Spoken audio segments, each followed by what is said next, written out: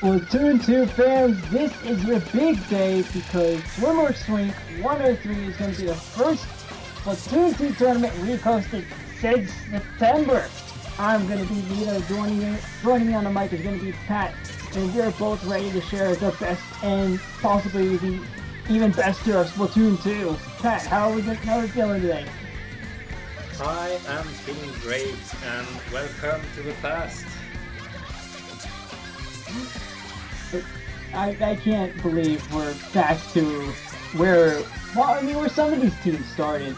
For example, Triggerfish, Zone, Supremacy, we got their start from November 2021 when they won Lowlink as Guerrilla Tactics. So they've got that going on for them, and actually I believe both of these teams scrimmed each other right before this set, so they've already got themselves warmed up, and they're pretty much ready to continue this scrim. So, one bit some snapper command, it's been so long. So remember, you need 10 clams and you cannot squidward while taking the clams, which is going to be hard on our players with 30 more. Right, I mean, it's really surprising. And actually, one thing about clam blitz you have to remember is that we're just running with 10 clams now. 10 clams is a super clam, and you have to get used to that change, especially going from 3 to 2, because I can guarantee you there's going to be people within round 1 just trying to pick up 8 clams, going up to the basket and saying,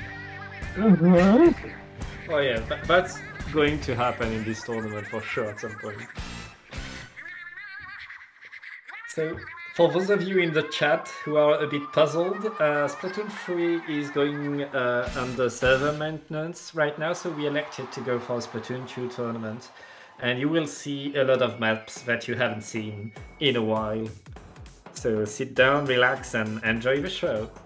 Right, today we're only going to be featuring matches that were only in Splatoon 2, so you're going to be seeing a lot of Snapper Canal, Anchovy, Starfish. You're going to be seeing maps that are wider than 10 feet, so prepare yourselves. We're not going to be seeing the narrowness of Eeltail Alley. As I say that, we're going to go into Game 1 Clam Blitz on Snapper Canal, and we're going to have Night Running in the green and Triggerfish Zone Supremacy in the purple. DRF going with the signature Tri-Slosher. Kraken going with the signature Brush, Vapor with that signature X-Splosher. Just a lot of familiarity here. And we actually see the Tenebrita coming out from Night Running. And as I say that, the tent goes down. I am very sorry to hear that Night Running. It may have been my fault. Yeah, some things never change. And still gets had by the lag. And our players are getting in, and oh well, somebody knew that they had to get 10 clams to get a ball because the basket is already open in favor of Night Running. I can't help but notice Night Running is running a comp that's actually very useful here, especially if you want to defend that basket. They've got the blob and they've got the tent umbrella right there to cover the lane right in front of the basket. And DRF now going for the flank, going to try to get a few picks off the board there. I believe 2 of them go down. I'm not sure to who do. Vapor's waiting for that stamp to come out, and the stamp gets Vapor. So Scrub there able to pick him off, but Triggerfish Zone Supremacy is going to be the one in the lead as of now. Yes, very small push for Triggerfish Zone Supremacy and Night Running already ready. I saw DRF picking up the 8th clam and I was about to say making a ball, but no, of course not, see, so I forget. And I guess we'll have a super jump very soon. Right, and there it is on the way. The missile's starting to come out, and we see the ink armor coming out as well. You haven't missed that yet, but DRF is loving it as they do get a few super jumps in, getting their team to 37 remaining, as Vapor gets a few more, getting it to 31 remaining. And that's going to be it for that push. It's time for Night Running to make their own response. They got 2 players down on the opposing side, so it's time for Night Running to start looking at what they can get themselves back on the board. As I said earlier, they do have the 10 missiles, they do have the 10 umbrella and the brush to come out with them. They don't have enough to get themselves closer to the basket as they go 2 down now. 3 they might have actually go 3 down, but a 10 missiles coming out from the other side to give them a quick 8 away. Yes, and the attack by Kraken. And yes, I just noticed that Triggerfish Zone's Supremacy is in blue, not in green. And Kraken gets easily punished by Scrub with the tent. And with the hammer ready and Night running with both teams with enough plans to make the ball. Just enough plans to make the ball, so I guess with James will wait a bit and try to establish some control before trying to get another push. Nice hit there by Scrub. Oh, isn't quite able to take the baller down. But it's still enough to get themselves closer to the basket. All I need is one more clam to get that thing going. Jaden there waiting for the perfect opportunity to strike. Oh, they popped the missiles in there wide in the open. Jay is able to clean that up fairly quickly. Scrub, though, able to take the 2v1 with Ink on the other side. Ink having to back up for a bit there. Scrub now doing a bit of defensive work themselves, making sure they get at least one player down before they're forced to shark, actually. I was about to say go back, but here they are popping out yet again. It's a game of whack-a-mole here for Triggerfish Zones as they try to get Scrub out of mid. Well, Scrub is out of mid now. And Kraken ready to attack, doing all the flanks that you want to see a brush doing. Right now, this is a very solid game. Missiles are going to reveal the flank and delay everything on the side of Triggerfish Zone Supremacy. Night running, they need something to get on, to get in. Help a lot. They are freed up right now and ready to push. Absolutely, they've got 3 down, and it looks like they're starting to get a few more clamps into the basket. They've gone up to 45 remaining. Scrub looking to get a few more picks with that brush to keep it going. Just needs one more to get the lead, and they get the lead. Now down to 10 points. Now down to a 10-point lead to actually get all players wiped out. I'm sure that's what they still called it back in Splatoon 2. But now Triggerfish Zones has to find a response. And it seems like they have enough at their disposal for the response. DRF is going to look for a flank yet again. They've been doing that so well the rest of this match. And they actually might be going for it. They're going to go for it, pop that armor, and going to go straight for all 4 players nearing the basket. Down to 8 seconds remaining, and this could be Triggerfish Zones' time to shine. Triggerfish Zones with a pity clam, they are going to super jump in. They don't need that much, but they get punished on landing, and it's just Kraken Mare right now getting the opening of a basket, but that's not gonna be enough. Game goes to Night running. Green.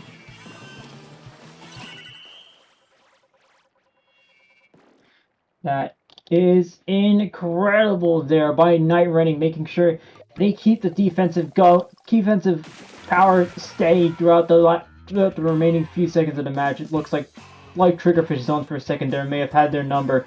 But you saw by the numbers at the top there, Scrub was doing a lot of heavy lifting for Night running, and no doubt that Scrub was doing pretty much most of the work for Night running, as they were able to get all the necessary picks to keep that offense going, keep the offensive machine going. So it's going to be interesting to see how that plays out in the next match, which is going to be Splat Zones on Anchovy.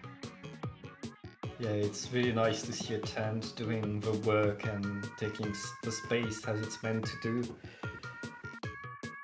Anchovy, my beloved. That was our favorite map with my team back in the day. And it's all about the fans. Keep the fans controlled, and you control the map. That's it. I can already tell Vapor is gushing. This is one of the best maps to play on if you're an X-Blosher. Lots of ledges, lots of opportunities here, especially now with the elevated platforms that you have on both sides of the zone. Vapor is going to have a great time here, and why not, right? Because with Triggerfish Zones, I believe you don't have a paint-heavy comp as much as Night Running might have. I know they brought out the case shot earlier, but we're going to see what they're pulling out from both sides. Splat Zones on Anchovy for Game 2, Night Running in the green, and Triggerfish Zones in magenta. Night Running actually going for a fairly good comp with my beloved right there, this Soda Slosher on Night Running. Soda Slusher and the Burst Bomb Rush that we're missing so much, but right now it's Triggerfish Zones taking control with Wipeout, with Vapor, as you said, with the Explorer, taking so much space, being able to paint safely from the platform. Right now, Triggerfish Zone is getting a few points and Zone is going to be flipped by Nightrunning right now. And with when a player like Vapor on your side, who has a lot of experience playing the X-Flosher, especially with Splatoon 2, because this team has a lot of history behind them, but with a player like Vapor, you really can't go wrong. But here we go, we have Kraken now ready to make a few plays, get some more picks on the board. Vapor now in a duel against two players on the left side of their map, but Vapor gonna go for a pop here. Isn't quite enough to get that jump out. The Triggerfish Zones keeps control of the zone, and they're actually going to start moving their players up to the arcade, doing a great job of keeping Nightrunning at bay. Yes, and as we see Vapor pushing up, putting as much pressure as possible on that enemy platform so that they can stay as far from the zone as they can. But right now, Nightrunning is finally getting in, finally getting paint on that zone and applying penalty to Triggerfish Zones. That's gotta be a lot of breathing on the side of Nightrunning right now. Exactly, now they're giving themselves a bit of breathing room now that they gave Triggerfish Zones a penalty, but they have to start watching their movements now, because they're starting to lose a bit more than they can afford. Scrub goes down, the Junior went down a bit earlier. It's all up to the K-Shot and Blob to keep control of the zone. It isn't quite enough as two players go, as actually the zone goes back to Triggerfish Zones. DRF now able to clean up a few picks. Might get another one here, does fall off just before they're able to clean that up, but they might go for it yet again. Kraken there with the assist. Great job from both players there. And DRF is going to keep control of the arcade as the Tri-Slosher knows best. Yeah, one thing I noticed on the side of Kraken there is that people aren't used to the splashdown anymore, and Kraken there has gotten a few splats with the splashdown, which is, well, pretty surprising, but I guess people aren't used to the exact height of it and how to punish it as well as they used to be. See, look, the splashdown is useful now in that setting. Absolutely. I mean, when you back away from the game for so long, you can't help but try to remember how you're going to combat these things. We're so used to Booyah Bomb just standing there up in the middle of the air, just shoot at it, and eventually it'll go down. But with Splashdown, there's just so much time to react that sometimes you don't have enough time at all. And there goes DRF popping the armor. They may have seen the ends up there going for the extra pick, but they're able to clean it up themselves, and they keep the 3v3 going. The Tri-Slosher now charging for armor yet again. That was a hot commodity back in Splatoon 2, and that looks like it's a hot commodity now that we're getting ourselves back into it. But Scrub is able to take that down fairly quickly as they seek to get control of the zone yet again. Yeah, that splat on the Encounter weapon is going to give breathing room to Nightrunning. They have the zone for themselves right there, but it's just two players up to keep it. They're probably gonna have to move back, and Scrub Gets taken by the splat bomb of Kraken. The Kraken on fire and getting already to the enemy platform. Again, pressuring it, and with 1 minute left and almost no penalty for Triggerfish Zone Supremacy, Nightrunning need a miracle to get back in this game and prevent the decide game. Right, it looks like we're not going to be enough time for running to get themselves back into it as Triggerfish Zones ties the set up 1-1, and it looks like this might be the moral of the story here for Game 1. Both teams are at even odds here. Nightrunning was giving Triggerfish Zones a run for their money a few times there. However, Triggerfish Zones, as you saw in some of their positioning, they were able to keep their calm, let the other team make the mistakes, and it paid off very well, especially for Kraken and DRF. They were able to clean up most of the picks and make most of the opportunities for Triggerfish Zones. And the decider will be tower control on Starfish main stage.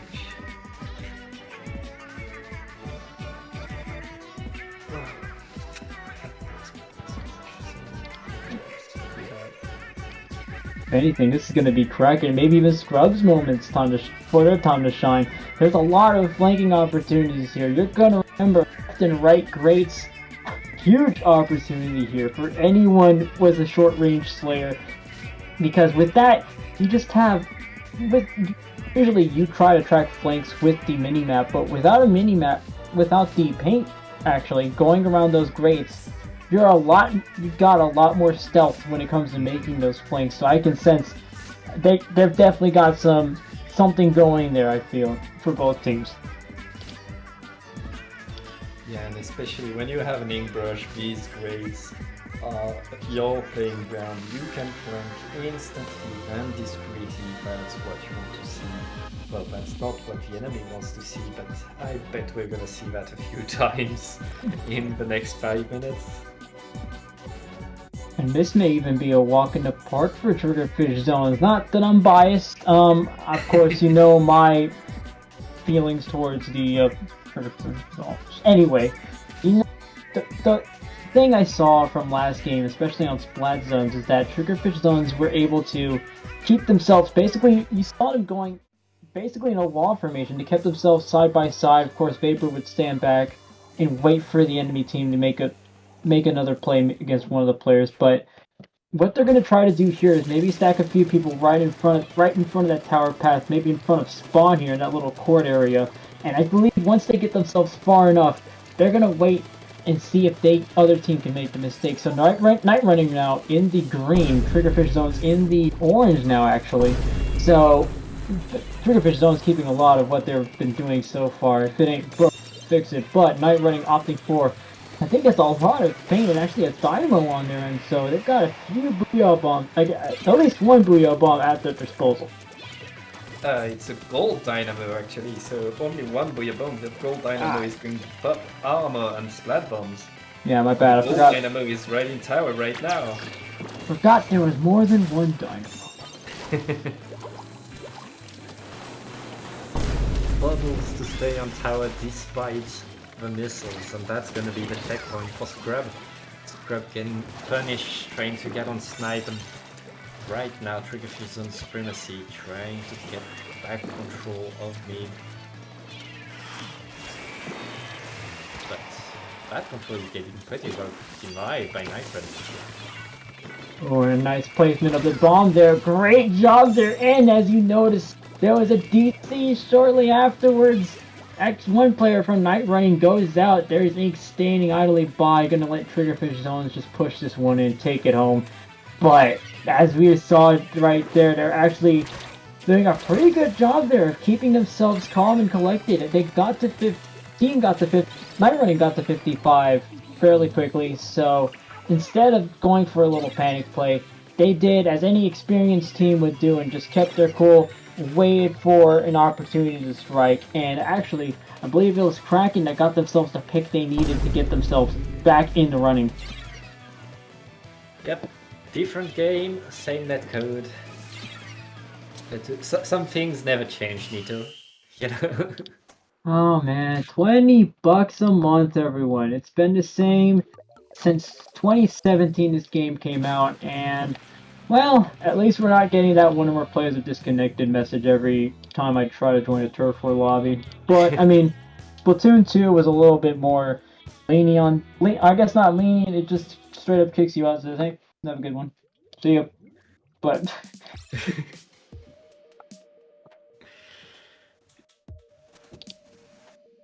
but with the DC rules, actually, since the DC happened before 2:30, and we were above 55 remaining, that's going to be a redo there. So, while we wait for that, you may have noticed that there are a few fine boom sound effects going around the stream. It's, let's just say missiles were a hot commodity back in Splatoon 2. I think any veteran here will tell you.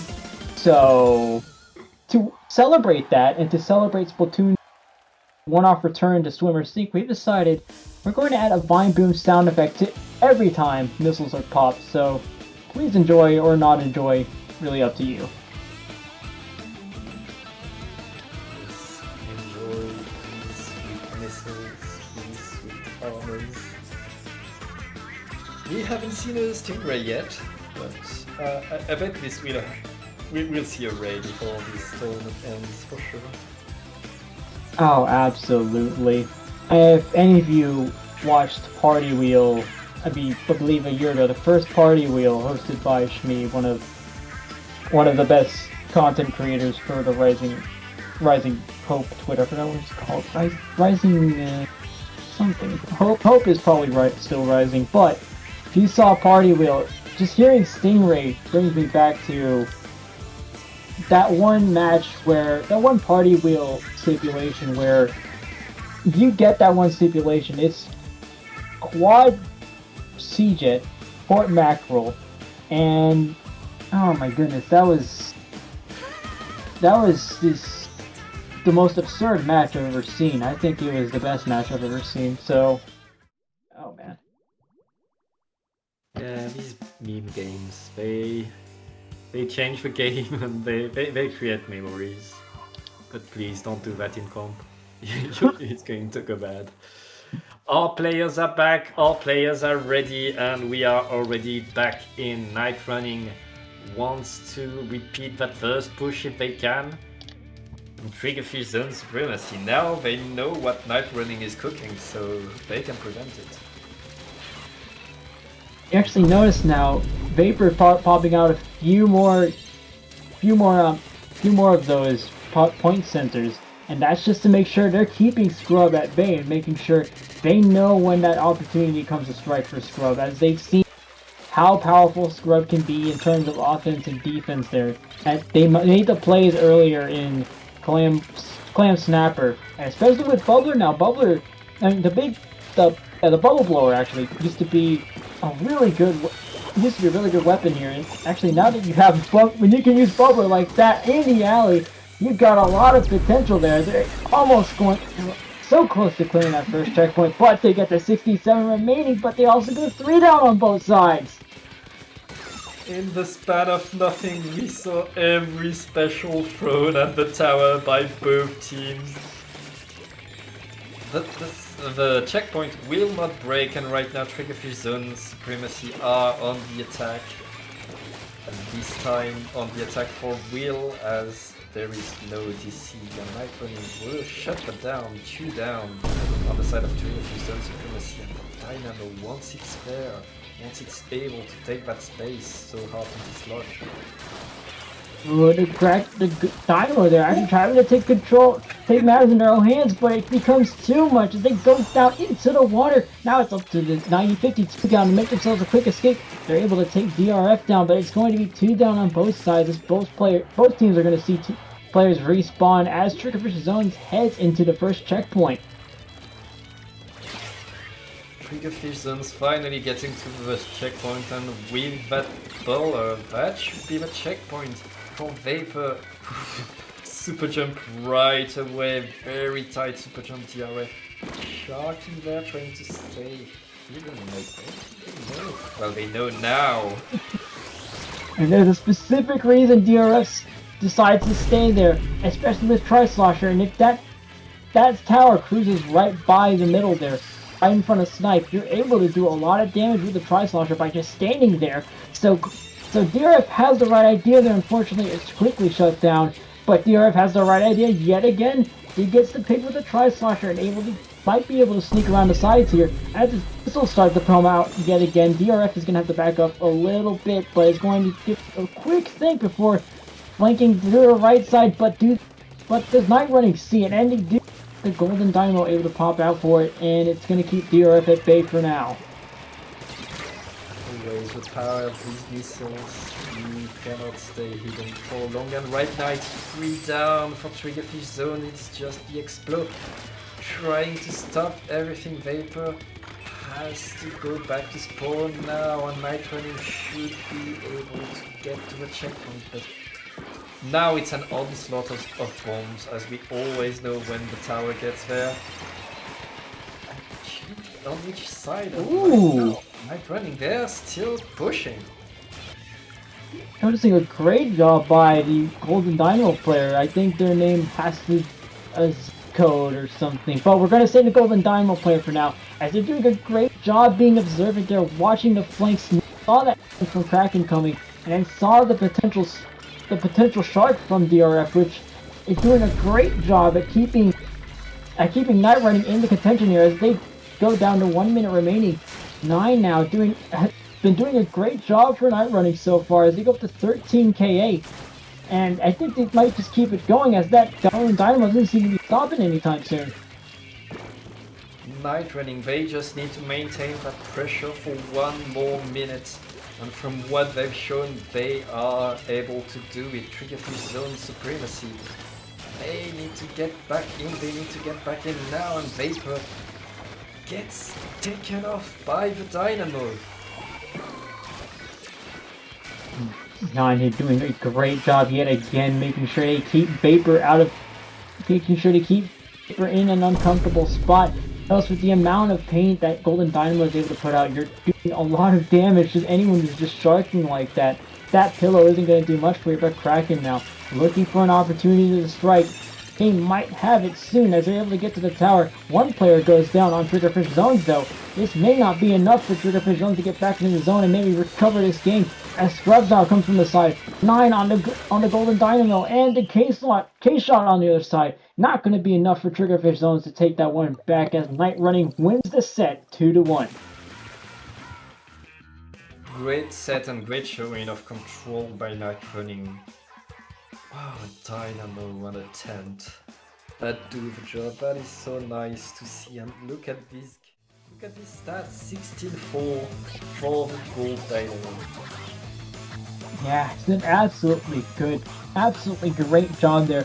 As we saw earlier, that Dynamo had Triggerfish Zones' number for a long time there.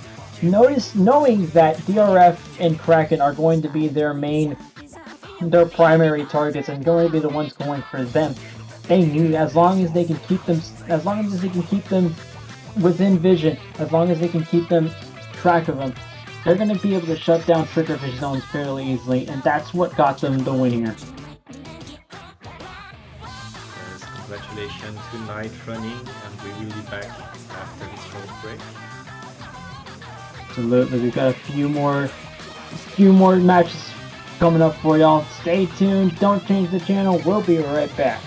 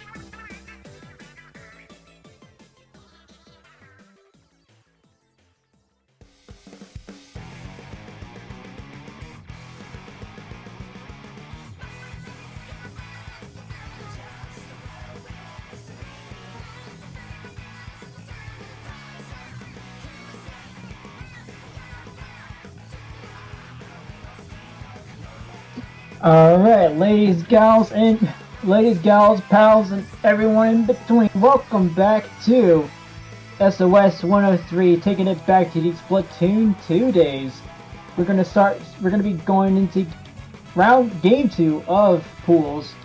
It's gonna be Wipeout Punks versus Sanctuary. Pat, there is a lot of history between these teams. Is there? Can you tell us more about these teams? I mean, they're a very familiar name for me, but I'm so new to commentating that I have barely played or commentated these teams in Splatoon 2. Oh, no problem, Pat. I think Wipeout Punks actually.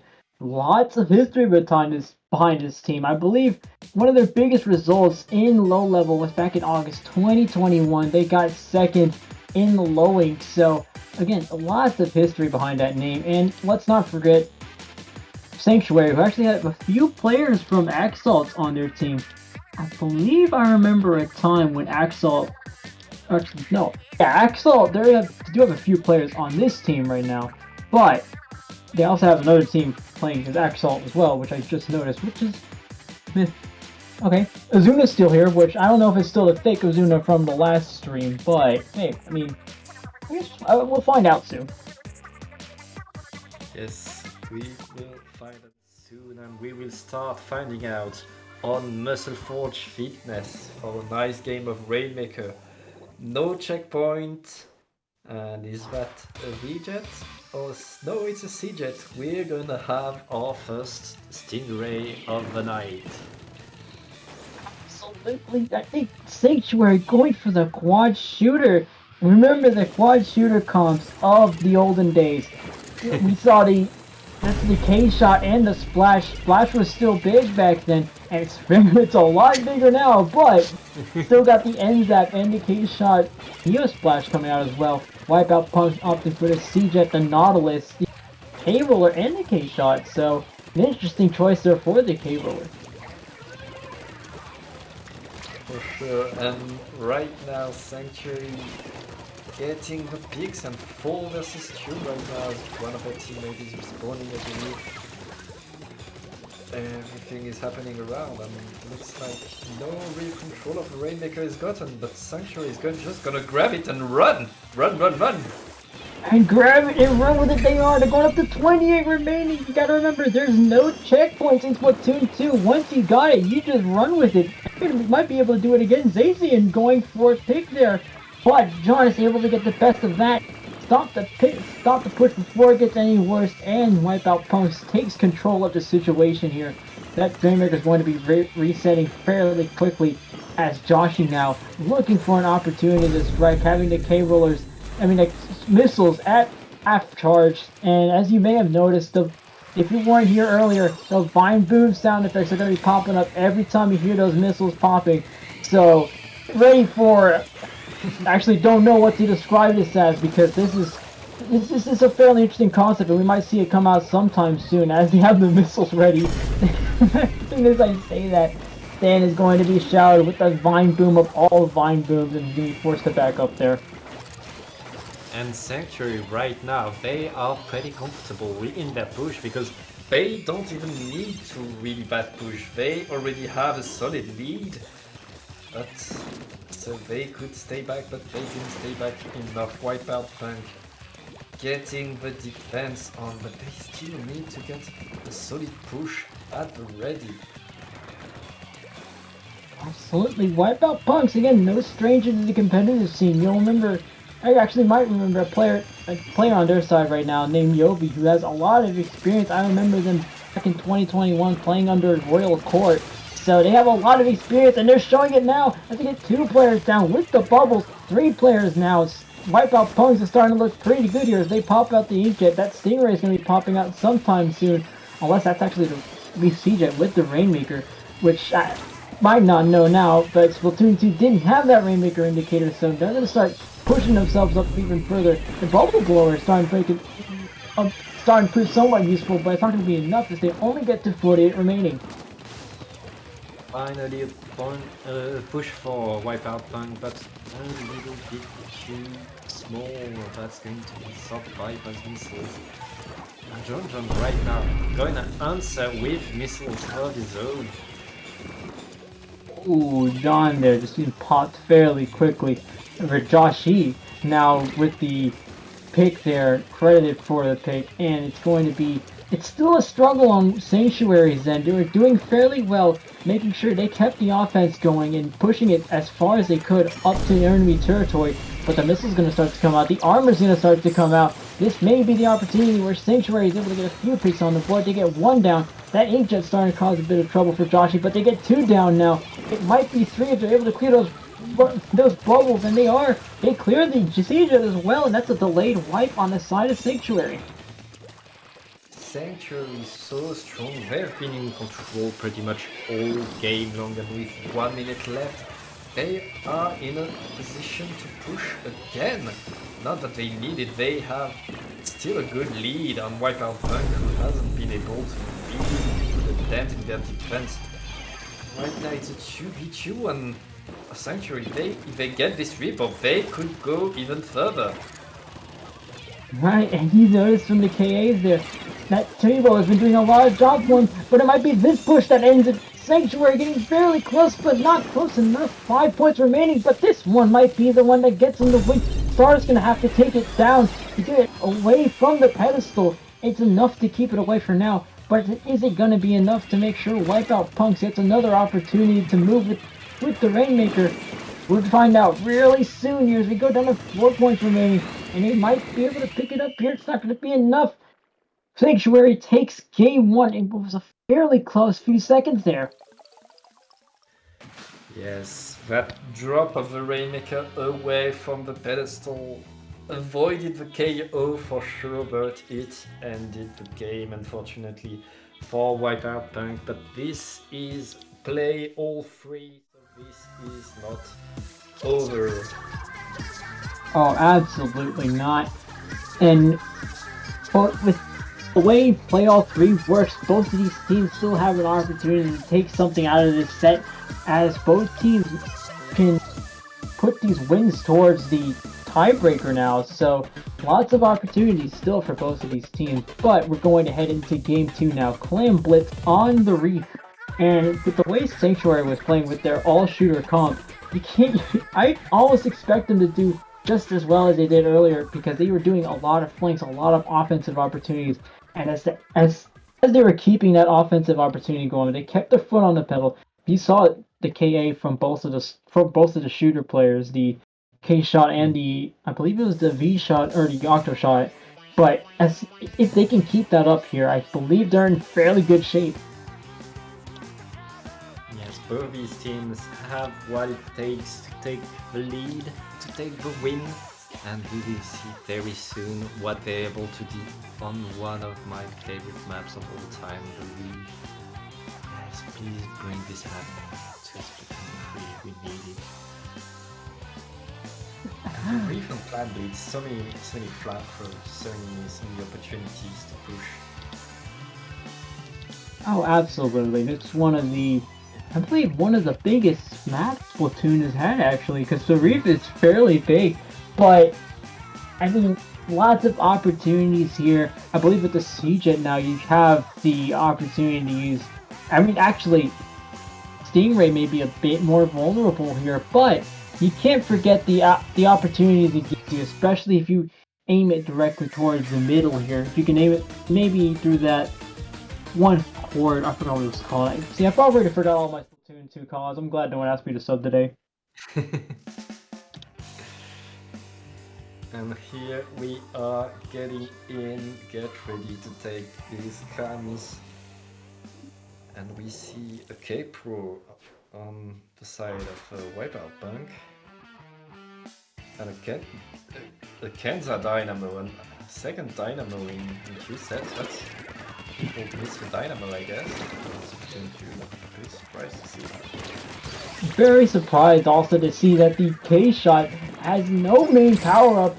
He has how big that was then, but saves it now. Great job with the bomb. They're able to get double there. And they might be popping the Inkjet sometime soon, but they get the power clamp to get more and more on the board. That Inkjet's going to start to come out and cause a little bit of trouble for John. As soon as they can see that flame coming from the right side, but it's not going to be that. Like, it takes out the players near the basket, and that's going to be it for Sanctuary's push. Sanctuary not wasting time getting in and getting out as soon as two of their players are down. Wipeout Pun, they finally get some room to breathe, but right now it's going as the first game. They need a push, they need to get the lead. We haven't seen them get the lead really, and right now so many clans ready for Wipeout Pun, and they look ready to stand that lead with the Booyah Bomb. Talking about things they need, this is something they don't need. It's a DC on the side of Sanctuary. So, and as DC rules state, this is going to be a do. But both of these weren't looking forward to that DC, I'm assuming, because well, we're all about to have a really fun matchup. I mean, come on, we were doing pretty good on Sanctuary's side, but then you get one player knocked out. All of a sudden, it's a call to your internet provider, and it's a Vine Boom sound effect from our production team. So great job for the Vine Boom. If we can get that metal pipe as well for the DCs, I think we've got a memorable stream in our hands. We will wait for our missing player to come back in the room, and we will get back very shortly, I believe. That's a replay, right? Yes, that's a replay. It was before 2:30, and neither team went farther than 50 remaining, so we're going to see a rerun real quick. DC, internet permitting.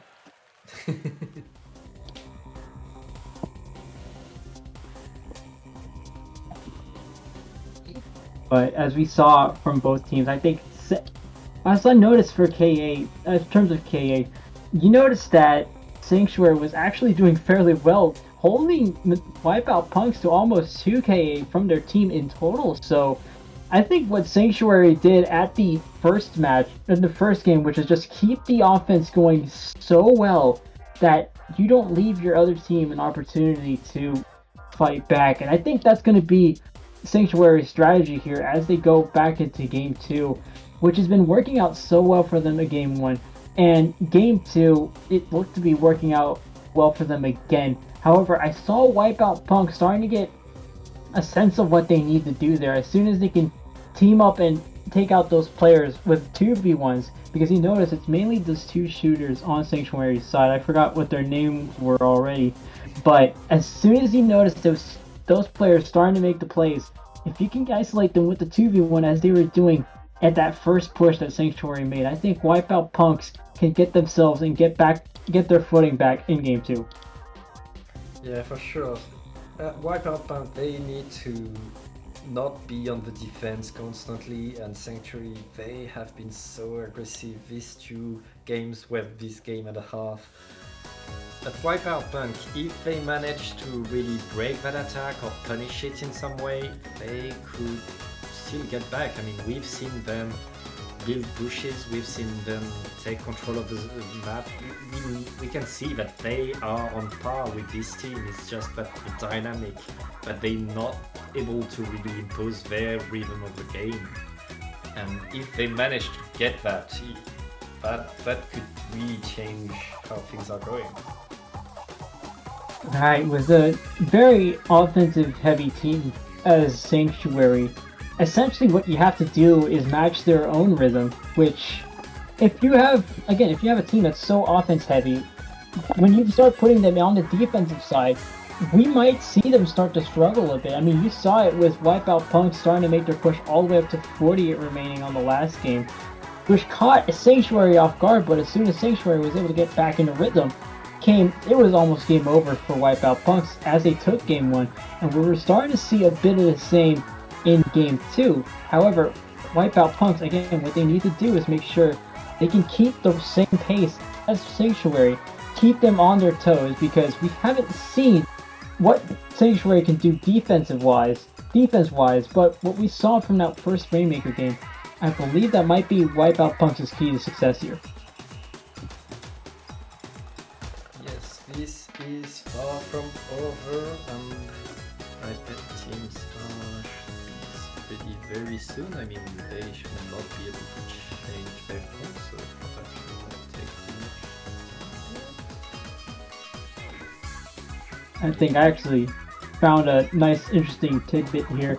Part of Wipeout Punks, I believe it was, I might be wrong, but I believe it was only Stan, showed up to SOS 81, which was the last Splatoon 2 SOS, and they actually made it to Hammerhead. Axolt, on the other hand, made it to Great White, so you might be seeing a bit of that, like, a bit of that power comparison here. I guess not comparison, but we might be some of that at play here, so that's an interesting little trivia fact there from me. So if you want more trivia facts, follow Nito Trivia Facts on Twitter, an account that does not exist. Should make it exist though. Should make it.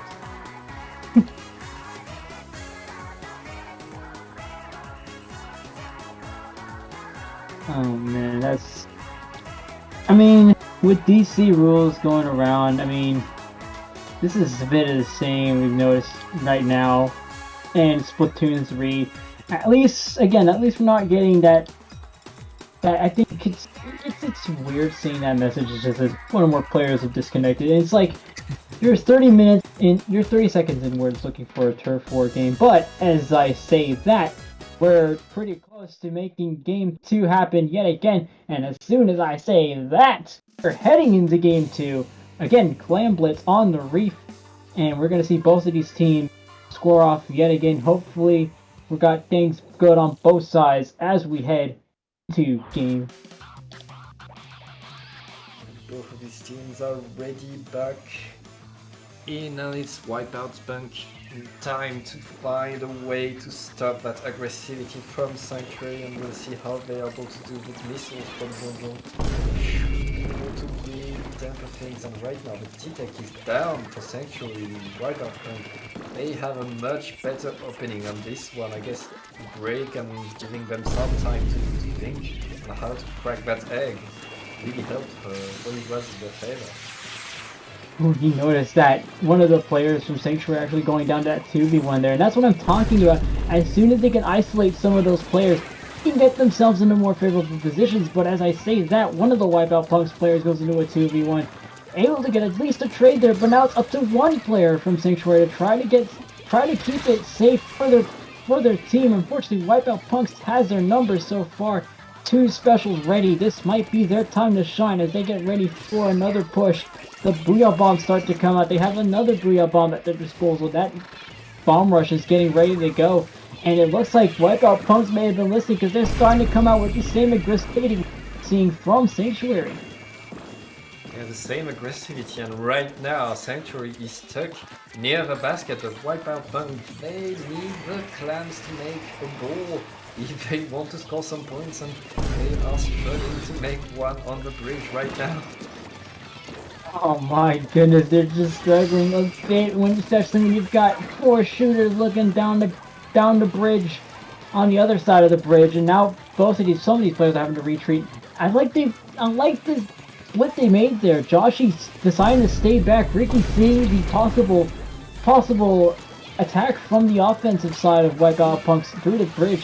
Joshy choosing to back up, choosing to stay there and take the 1v1, but it's not quite enough as they're actually able to go 3 down, now 4 down. That's a delayed wipe. Wipeout Punks is going to get themselves in the lead, going to take it down to 60-50, might make it 40-40 remaining, and they've got a few more clams ready if they can make them in, and they do. 38 remaining now for Wipeout Punks, and this is what we've been looking for Wipeout Punks. They're starting to get themselves back in the offensive game. This is where Sanctuary is going to have to find an answer to them. Yeah, meanwhile, Wipeout Punk, they finally found momentum. They finally found how to answer these attacks by Sanctuary. It's good to see, and right now it's on Sanctuary to really, well, up the rhythm if they want to really stop that. And well, they're already in Wipeout Punk's street and they're ready to make a goal very soon. They have 13 clans between the team containing as what? These small things that we're so used to. Oh man, speaking of small things, you notice that some of their players from Sanctuary are starting to make a few flanks now, splitting Wipeout Punks' attention because they know as soon as Wipeout Punks gets them into a 2v1, they're starting to do much better there on the defensive side of things. But as Sanctuary starting to find a response in that they can just flank, separate attention from Wipeout Punks. They can keep themselves on the edge of their toes. Most importantly, they keep themselves isolated because Sanctuary knows they can take those 1v1s. But what they can't take apparently is Booyah Bombs as 2 of them start to go down. Actually, 3 of them were down earlier. This might be another Wipeout Punks push. If they can get a few more clams on the board, they have 2 specials ready too. That stand's going to start to come around the other side. And it might be enough to get the bomb rush out, but they get into a bit of trouble there. Star coming for the backup. It's not enough as Star goes down now. And Wipeout Punk, they had the map for themselves, but they took their sweet time to collect clans and they gave Sanctuary the opportunity to regroup and organize a very aggressive defense. And right now it's Sanctuary getting in and opening the basket for themselves, but they miss the second super clam, and right now it's just Joshi super jumping out. That will be the push for Sanctuary, but right now they have just 30 seconds to get a super clam and get a final push. Oh, this isn't like standard James Bond. It looks like Sanctuary is actually shaken and stirred. They were able to get a pick. They were able to get a power clam in, but it wasn't quite enough. They got up to only 80 remaining. They gave, say, Wipeout Punks a free super clam. But here comes Zacian coming around Wipeout Punks' right side. They're having to keep an eye on Zacian because they know if they're able to split that attention, it could be enough for Sanctuary to get themselves in. Ricky having to back up. Joshi making a push now, has the Booyah Bomb at the disposal. Pops in, tries to get the power clam, and they respond with another one. Oh, it's a miss there from Sanctuary. Wipeout Punks responds for game 1, takes game 2. We've got ourselves a ball game here. We're going to hit the game 3 with a tie. What a great answer by Wipeout Punk. You want aggressivity, we got it. 19 KA by Stan with the Splash-O-Matic. Vito, we got ourselves a game 3 again. We got good games today. Yeah, I'm surprised. I think I'm just gonna have to keep asking for the pool block now, because I mean, look at this. We already 2 tied games heading into game 3. I mean, what more could we ask for? This is like, come on, just production. Reserve a spot for me every single block one of these games. Game 3, Splat Zones on Skipper Pavilion. What are we thinking here? Skipper Pavilion, such a big zones. These 2 long routes towards it. One which is safe and one where you're going to die because everybody is going to shoot you. Yeah, I mean, someone definitely. I mean, it's a shooter game. I think we can say someone's gonna be shot, but Skipper Pavilion. This might be a map that works in Sanctuary's favor. As I mentioned earlier, if they want to start splitting attention from Wipeout Punks, especially if they want to go for their flanks, this is going to be the one to do it. You have so many open channels now, but that's also a disadvantage of that, is that you have so many open channels, because middle is wide open. You've got the pat down from your spawn, which is also wide open, so it's going to be a lot of trouble here for Sanctuary to find an opening, especially if Wipeout Punks is starting to find the responses they need to make sure Sanctuary's offense is slowed down. So I'm interested in seeing how Sanctuary comes into this one. Yeah, I feel like it's a map where you have like your side of the map that's pretty much reserved to you for a big part, especially on zones. And Sanctuary, they want to get in. They want to not let you have any safe space for yourself. And I feel like Wipeout Punk, even if they don't get the full aggressivity, they can still get their footing in these first few platforms where they know that they can't get jumped on by a Sanctuary madman. And as I say that, we head into Game 3. Wipeout Punks pulling out most of the same comps they've been going for earlier. They have a Tri-Slosher now, actually. And Sanctuary going for the Nozzle Nose now. opting for the same. Junior, I believe, Junior actually is the new, haven't popped that one out yet, but they keep the K-Shot and they keep the Neo Splash out as they start the game in the lead, but it goes right back to Wipeout Punks now, actually. Yes, 2 downs for Sanctuary. They need to retreat and a barrage of suction bombs. Jump in the water, you respawn faster that way. Great strat, that's a strat. Yep. Oh, absolutely. I mean, whatever's most optimal. If speedrun.com's watching this, you got yourself a new world record. But as I say that, Wipeout Punks takes 2 players down now.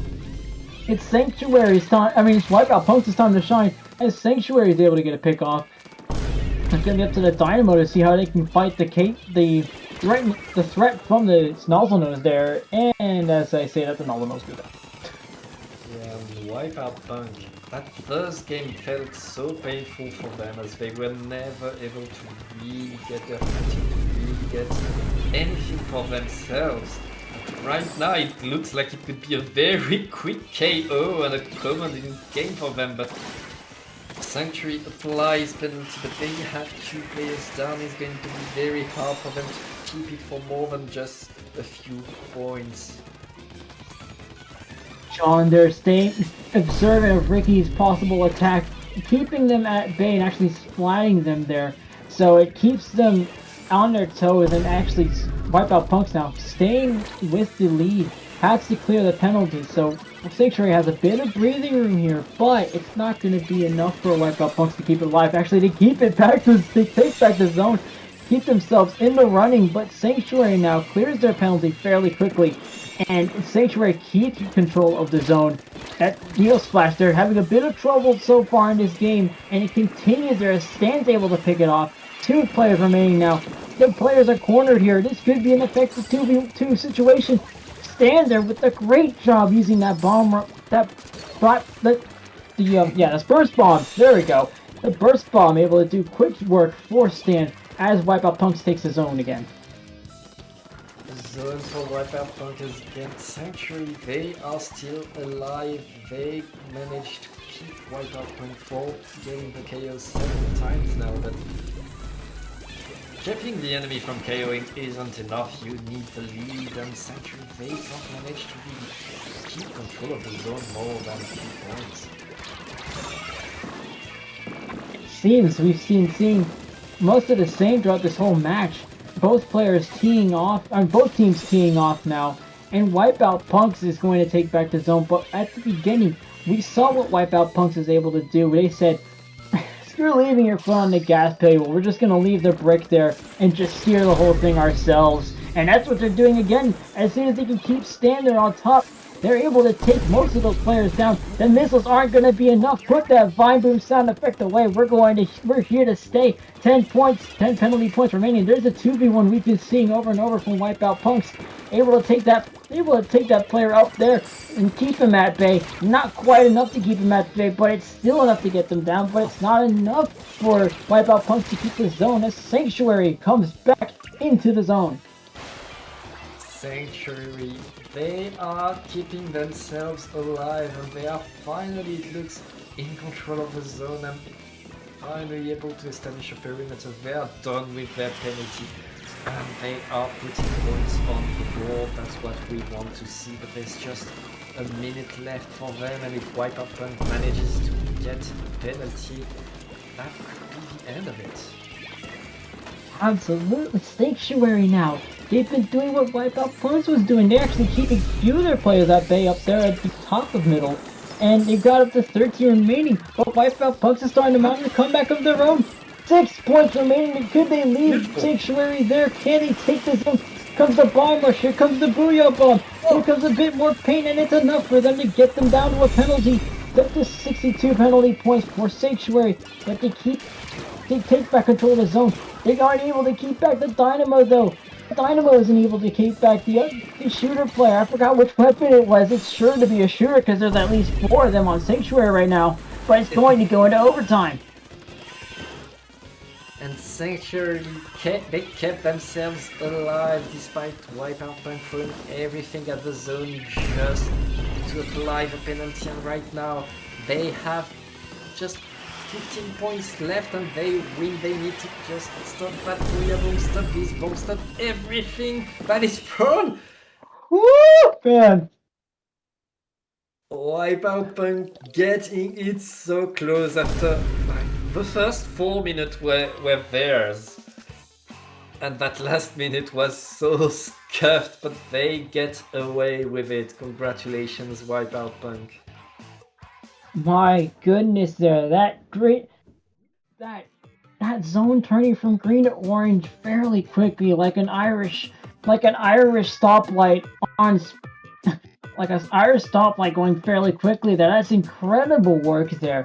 For both teams playing, I believe at that point, strategy has to be thrown out the window because it's both teams fighting for zone when you have 6 remaining to 3 remaining. So that's an incredible job there from both teams.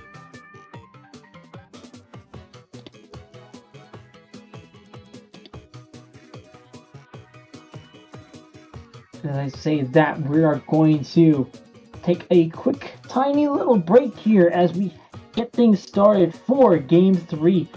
And Game 3 is going to be coming y'all's way fairly soon now. Don't change the channel, we'll be right back.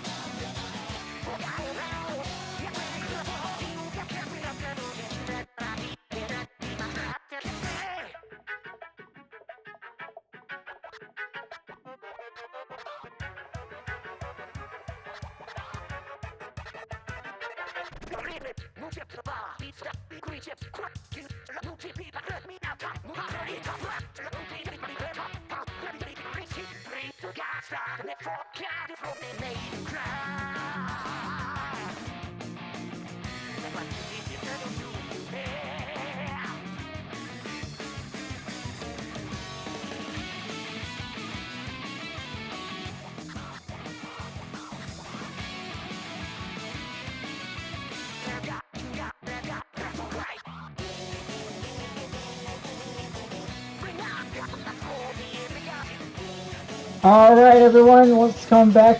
Silent reading of patch notes is over. We're heading into Game 3 on what has been a spectacular Swimmer Sync 103 so far.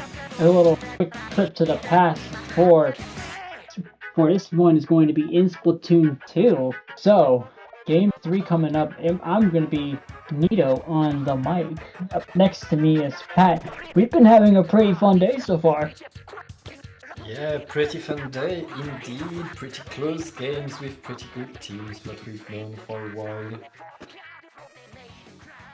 Nito, where are we starting and which team are going to show us how it's done this time? If you want to look at C, which comes with this match, Persistence versus Duck and Cover. Now, both of these teams, you might know right now as fairly strong mid-level teams. Persistence actually showed up in the last proving ground. But both of these teams, again, since we're talking about the past year, we're talking about Splatoon 2 days. There was a time when Persistence was hanging around in low link, and there was a time when Duck and Cover was doing the same. I know players from Duck and Cover were. I know Swampy. That's a name I've seen in the team name was Symphony, I believe. So both of these teams have, again, lots of history here with Splatoon 2. So they're no strangers to the maps we're about to see here. So game 1, we're going to be starting in Tower Control Piranha Pit, a favorite for Conveyor fans worldwide. Yes, and a reminder, today is about history. To celebrate the patch, the server maintenance, we will be showing you a Splatoon 2 SOS with only maps that have not yet to be ported to Splatoon 3. So sit back and enjoy Tower Control on Piranha Pit. Oh, absolutely. We got a fun matchup heading out for you here. I think this is Stormy's time to shine here, and I believe if I recall correctly, Duck and Cover also has a tri-player on their side. But I've seen Stormy play for a long time. I'm sure some of you might know, some of you might not, but Stormy is Persistence resident tri-player, so this could be their time to shine here. However, you can't mention Piranha Pit without mentioning Bearpaw. Bearpaw is one of Persistence's strongest players. Comes out, I believe, with the V-Jet here, or C-Jet, either way. You can expect a lot from Bearpaw in this match. I've seen it before myself, so can't wait to see what they pull out here. And I hope we will see that very soon. And yeah, well, we're seeing it now. Our teams are ready and they are in. We are back to Piranha Pit. Alrighty, Kelvin K-Shot there, look at that. I haven't seen that in a while. You definitely won't see in Splatoon 3. One, because missiles aren't as strong as you'd like in Splatoon 3. And two, because K-Shot hasn't existed in Splatoon 3 yet, but we're going to gloss over that detail. Morphin opening with the Tri-Slosher pick right out of the... In fact, Stormy's not going to be the one with Tri. I kind of should have corrected myself there. I think it's Morphin. I believe he's also playing as Drago. But we're going to call him Morphin for the time being, as Persistence is able to get themselves up to 84 remaining. A nice way to start the match for them as they actually keep it rolling towards the first checkpoint. Yes, first checkpoint for persistence, and that Stingray should be able to create the space to get through that first checkpoint, and that Booyah should get this to the second checkpoint for persistence. Right now with that charger on top mid, ready to punish that ballpoint as soon as it picks, but... And right now persistence, they have a very good opening, and Mura with the Tri-Slasher getting trade. Duck and cover, they are, well, ducking and taking cover right now because persistence is getting in. Lucia there doing a great job with the beacon placement, making sure they can keep duck and cover on their toes. It's like what we saw with Sanctuary earlier, except of course persistence is having a different sort of approach here, where with the beacons you're able to make sneak. You're able to sneak in a lot easier, especially when you're not being tracked as much as you would while putting ink down. Stormy now responding with the Booyah, making sure they keep themselves out of that sniper, or at least out of that top corner there. So it's going to be up to 2 players remaining on duck and covers. They're not going to be able to do much against that. The missiles start to come out, the armor starts to come out, and that's going to be a lot of trouble for duck and cover if they want to sneak themselves back in. Persistence have everything for themselves right now, but 2 players down, that should be the end of that push, at least for now. That final checkpoint is going to survive the attack, but ooh, maybe it's not over. We see the Octobrush ready to get back in, and as you said, when you have the beacons going back in, you can go so fast, but well, 3 down for persistence. Duck and cover finally in control of the map, painting it all green, preparing that next armor to get a push of their own. You have to wait for the tower to get back to mid and get all around.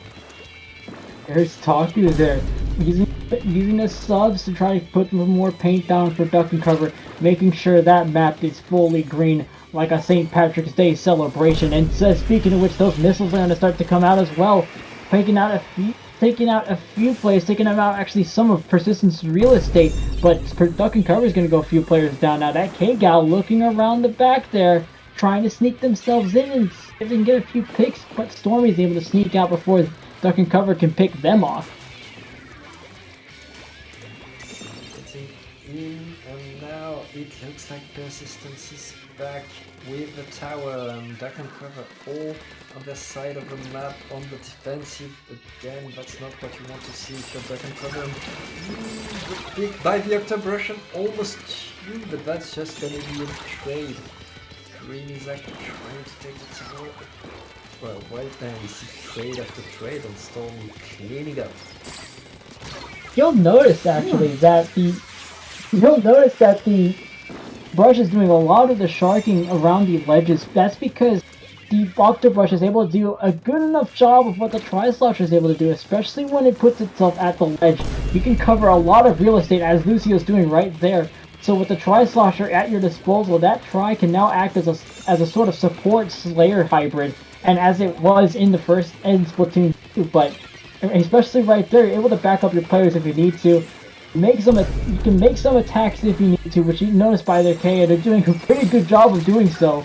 And Lucia, they're able to defend themselves wasn't actually quite able to defend themselves right then and there. But as I said, you're able to do a lot of damage with those 2 weapons, especially with the Slayer support swap-offs that they're capable of doing with the kits and with the weapons at hand. As we see Morphin here sharking and waiting for a pick. Into the strike, here it is. There's 2 players down, might make it 3. 3 down, that's a wipe for duck and cover. Persistence is going to walk away with game 1. And duck and cover, at the end of that game, they were much more able to keep Persistence at a distance, but when you need to push, when you need to get back from such a huge lead in the favor of duck and cover, that is so hard of a comeback to take.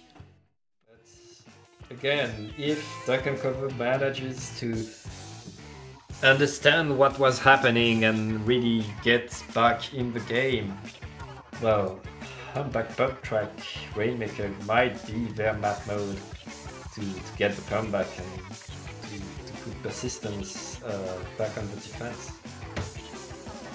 Right, and speaking of Humpback, this is another Tri-Slosher favorite, in fact, a Slosher favorite, so I'm expecting that little Brush Tri combo to make a comeback here. You have a map so well invested in the ledges as you do here. You have a great combination in both the Tri and the brush at your disposal. You're able to do quite a bit of damage, especially on this map. With persistence, I mean, Duck and Cover responding with their own quad shooter comp, I believe it was. They have a lot of popping power here. What they can do here is at least try to use that at their disposal and make sure they're taking a Rainmaker, taking enough time with the Rainmaker as they can, because with the amount of firepower and the amount of offensive capability Persistence has, what you can do with Duck and Cover is make sure you don't give them the time to make those offensive plays, and in fact make sure that they're taking more focus on taking away the Rainmaker for you. For sure, Persistence, it's their game to take right now if they manage to keep that Octobrush Tri-Slosher combo active, as you pointed out, and well, we'll see if these two weapons are coming back, and if Duck and Cover have an answer to it. No comp change, I believe, from either. Oh, maybe the ballpoint was replaced by a Sea-Jet. Oh, and it's Sea-Jet, that's the favorite here in Humpback, especially with the Stingray, which is probably the main reason he's pulling it out here. And I'm not surprised, because Stingray in this game was such a great special to work with. When you have a map that has direct paths to the Rainmaker like Humpback, where you can just sneak in front of the... where you can just run up in front of the enemy spawn, that's going to come out very useful there. And it's going to come out useful there as well, trying to pick off that brush, as Dally does so well there. Picking off 2 players now, actually. 2 players down, and right now Duck and Cover is making the points. But that push is going to end as quickly as it started, but 38 for first push, that's at least some pressure on Persistence, but Persistence right now, they are pushing in, and they are pushing in en masse, very fast. The missiles is going to pin them to the side, and that's going to be it. 2v2 right now. Duck and Cover should get control of the Rainmaker. And you'll start to notice Duck and Cover, as long as they can keep the paint down, they can shut down Persistence, and at least with the paint down, they can spot when Persistence is going to start making those plays. They still have to be wary of the beacons, but now with the paint down, they're starting to make it more difficult for Persistence to make those pushes inwards. But they do have 2 players up at their disposal right next to the Rainmaker. One of them went down. We're not sure where they are yet, but now they have 2 players down. Zach's all alone down. Zach's all alone down where the Rainmaker is. Persistence has 2 players in front of the Rainmaker. This could be the moment where they get the lead.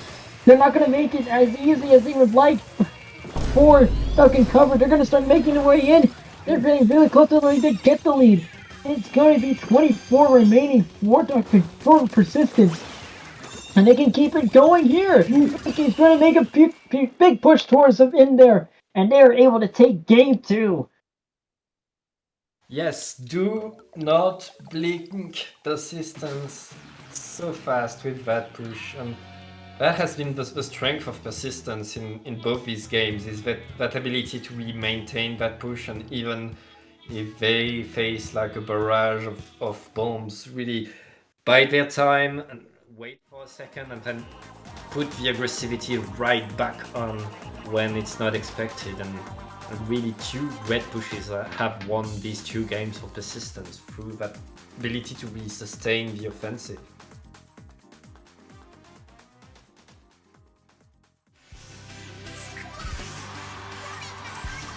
It out. I mean, that was really weird on my end. I think every time Windows updates, it's weird with the Discord.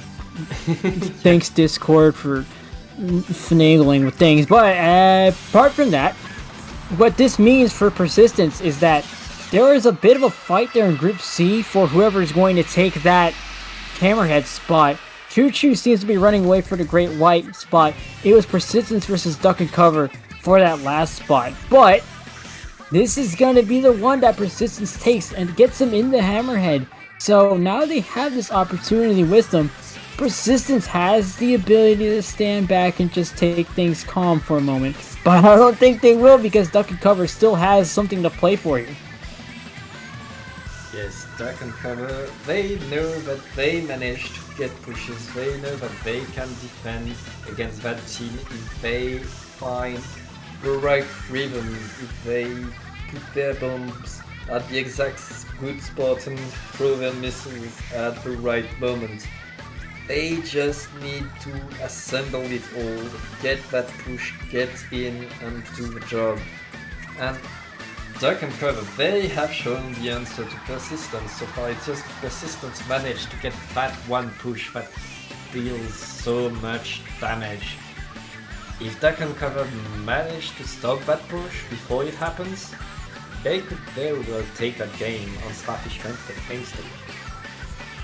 Absolutely. I think Duck and Cover now, they still have, they have the right idea here. They can cover, if they can cover as much area as they can, they're able to at least slow down Persistence. But what you saw near the end of that Rainmaker match is that they were a bit too focused on that. You saw them try to go for a flank with the K-shot, and it actually worked, but they didn't try to do the same thing. I don't remember if they are respawning, but we're going to gloss over that. We head into Game 3, Clam Blitz on Starfish main stage. And I think, oh gosh, I thought I saw Persistence comp from Duck and Cover, because I saw the siege and I thought, oh my goodness, I'm pulling that out again. But that's a Persistence comp I'm more familiar with. Yeah, and Persistence getting the Squiffer in. That's the armor Squiffer, right?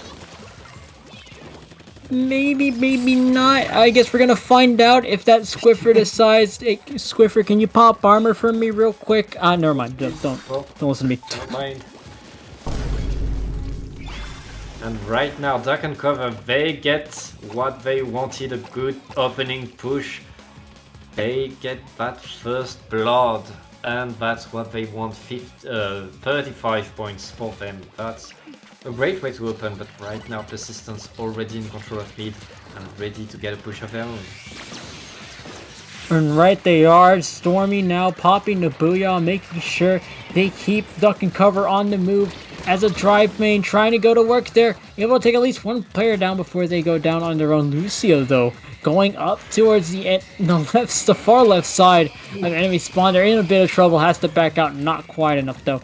That Stingray is going to take it out. But Duck and Cover now has the ability to respond. Actually, they have been making a few moves of their own, so they have the capability to make those pushes that they need. And I believe they're starting to make a bit more of that flanking power now. Starting with Zack and Taku making those flanks now. Inky's in a bit of trouble, but Lucio comes back to clean it up. But then Zack comes back to clean it up. It's all up to Zack, but Stormy cleans both of those up. Stormy takes them both out. It's all over in mid as Stormy says good night, says we're gonna keep this push going for Persistence. This has been trade after trade, and Persistence, they managed to take control of mid and take 21 clans for their team at the ready for the push, but right now 2 down for them. That should be it. That's not gonna get Duck and Cover with a strong defense, managing to keep their basket intact. Duck and Cover, that's what you need to do, and that's showing that they can win this game, that they are not so far behind Persistence and they are able to do the job. Right, and as soon as they say that, they're both going to be pushing down towards the court, getting themselves into the basket. 80 remaining now, and it's going to be 2. There's still one more, putting a few more clams in. There may be another coming by. It's Lucio from the left side, putting themselves into the lead. I think Persistence now is starting to match the rhythm Duck and Cover was going for earlier, making sure they can put their offensive weapons onto their side of Duck and Cover, and making sure they're not making straight bum rushes towards the middle. And if he can keep that going, Persistence can still keep this into a complete sweep against Duck and Cover, but Duck and Cover has to keep doing what they were doing earlier and sending those players out in twos, because that's what's been working out for them, and that's what worked out for them earlier before Stormy cleaned it up. As I say that, Persistence coming in with 2 power clams. And again, Persistence, once they have the momentum in their favor, they are so hard to stop.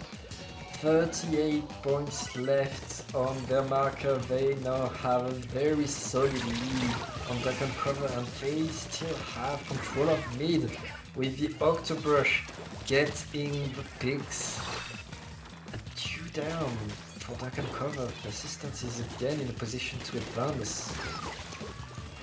And it's not like Duck and Cover has been doing too bad on the side of picking off players. You can see that their Siege and their Zap are actually doing a fairly good job, but it's not enough for them to keep Persistence at bay. They keep putting those clams into the enemy base. They keep putting them into the basket, and they actually got down to 18 remaining, removing some of their penalty points while actually putting in a few points of their own. There's 3 players going down, 3 players coming down the middle.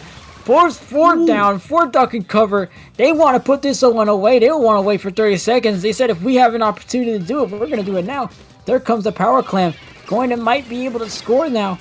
It's going to be up to Lucio to try to get that sneak in. And I want to see how this goes. Lucio isn't quite able to do it though. Stormy making a play and gets it in. Says we're not going to wait those 10 first few seconds. We're going to make sure it closes out now. 3-0 goes to Persistence as they take this set from Duck and Cover and make themselves go into the Hammerhead bracket. Persistence again with once they have the momentum for themselves, and that's the power of the beacons, because once you're there, as long as you have beacons up, you can respawn so fast, you can get back in there so fast, and even getting splatted means that you don't lose that much ground. And Persistence using it so well for themselves and giving them the 3-0 against a very good Duck and Cover who tried everything against them. Absolutely. And it's not like Duck and Cover didn't have the responses they need. They're starting to find it. They had a rhythm going. It's just the Persistence was, persistent in that offensive capability. So, great job to both teams.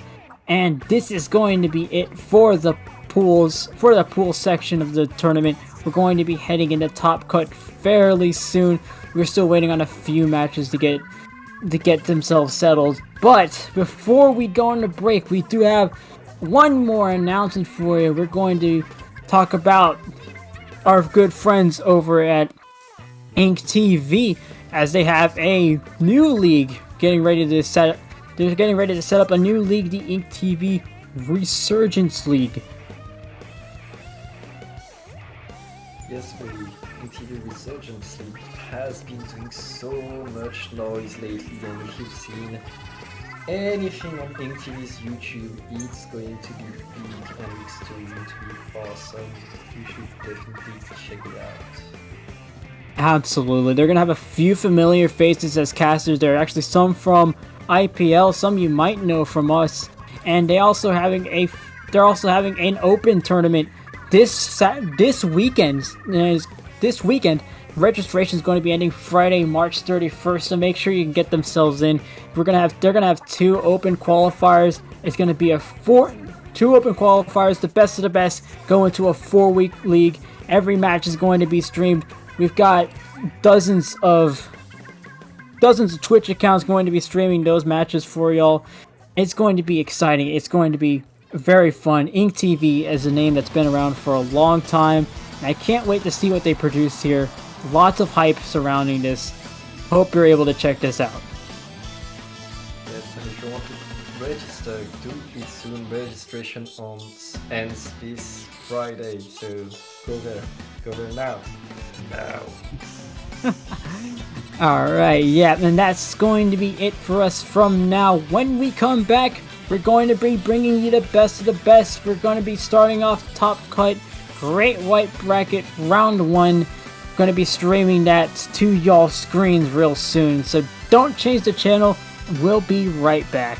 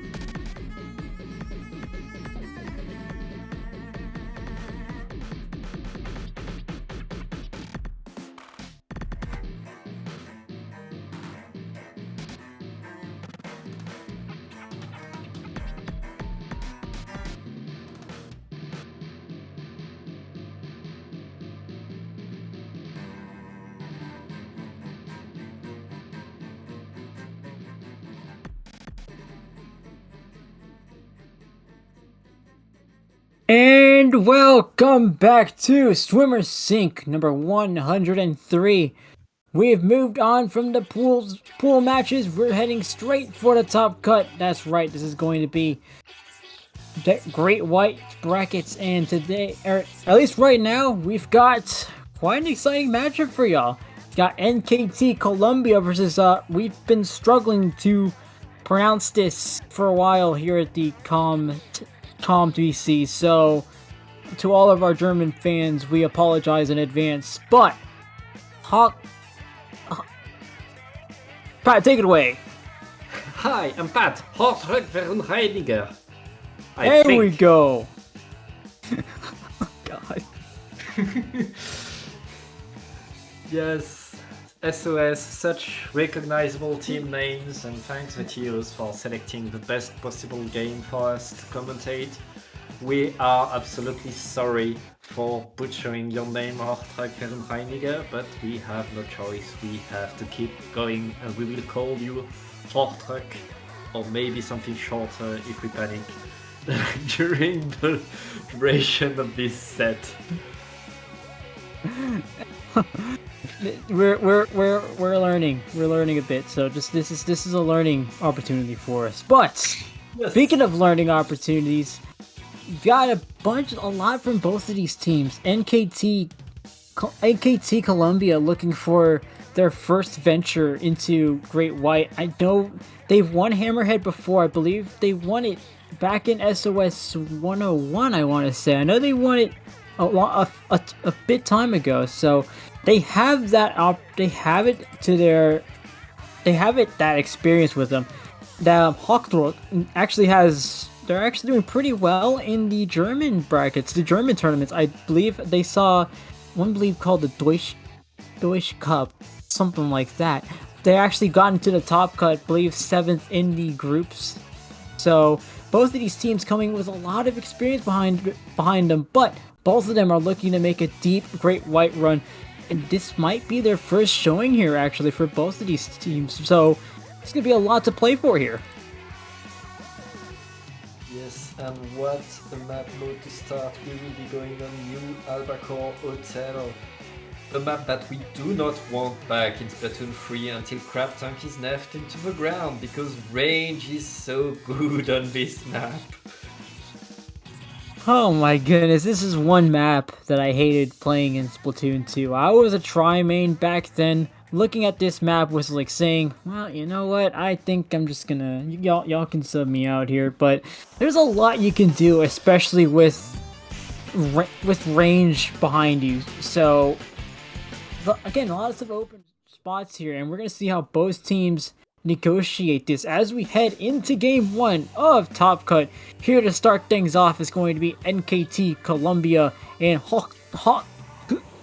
Oh my goodness, still working on it. We're sorry, Germany.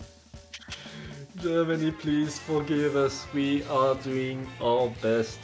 NKT is in green and Hockdruckverunreiniger is in blue opening, and we see the C-Jet on the side of Hockdruck, and meanwhile no real backline for NKT. I mean, I see a Nautilus, but that's very low range to Wow. for this to happen. Ooh. Great opening there by Brian. My goodness, that's two players down all on their own. The missiles are going to start to come out now, and Divine Boom sound effects are going to come out. That's the first for Top Cut.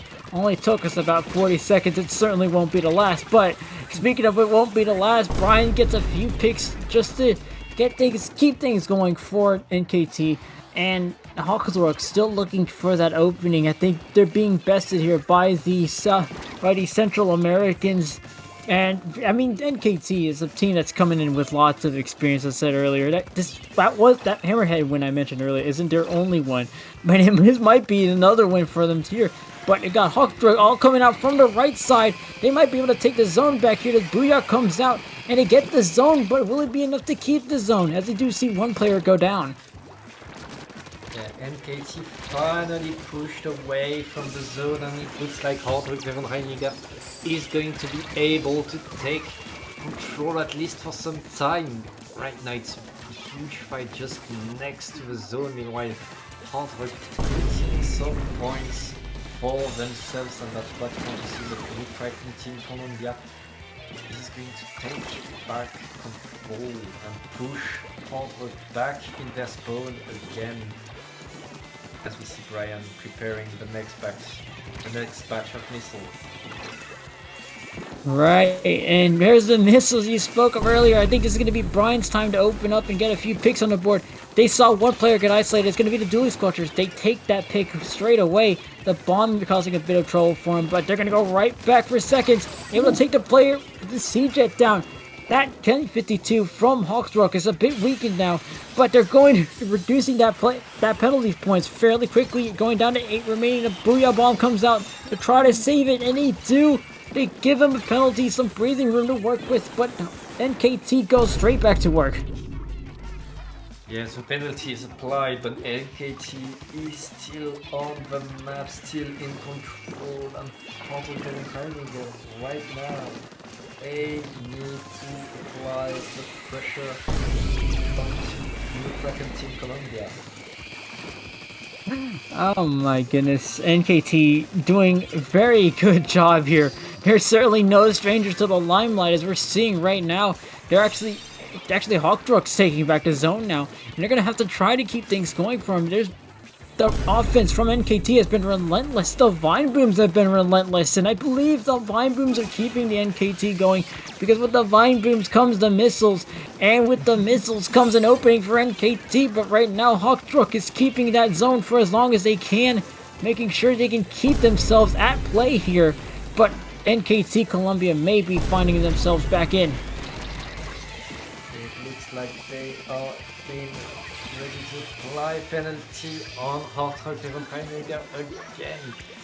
And the Kraken team Colombia in control of this game so far with almost just a minute left. Oh, Hockdruck, they are going to need something big now, and that armor being ready is going to be a great start for that. Absolutely, but it's gonna be need to pop it fairly quickly.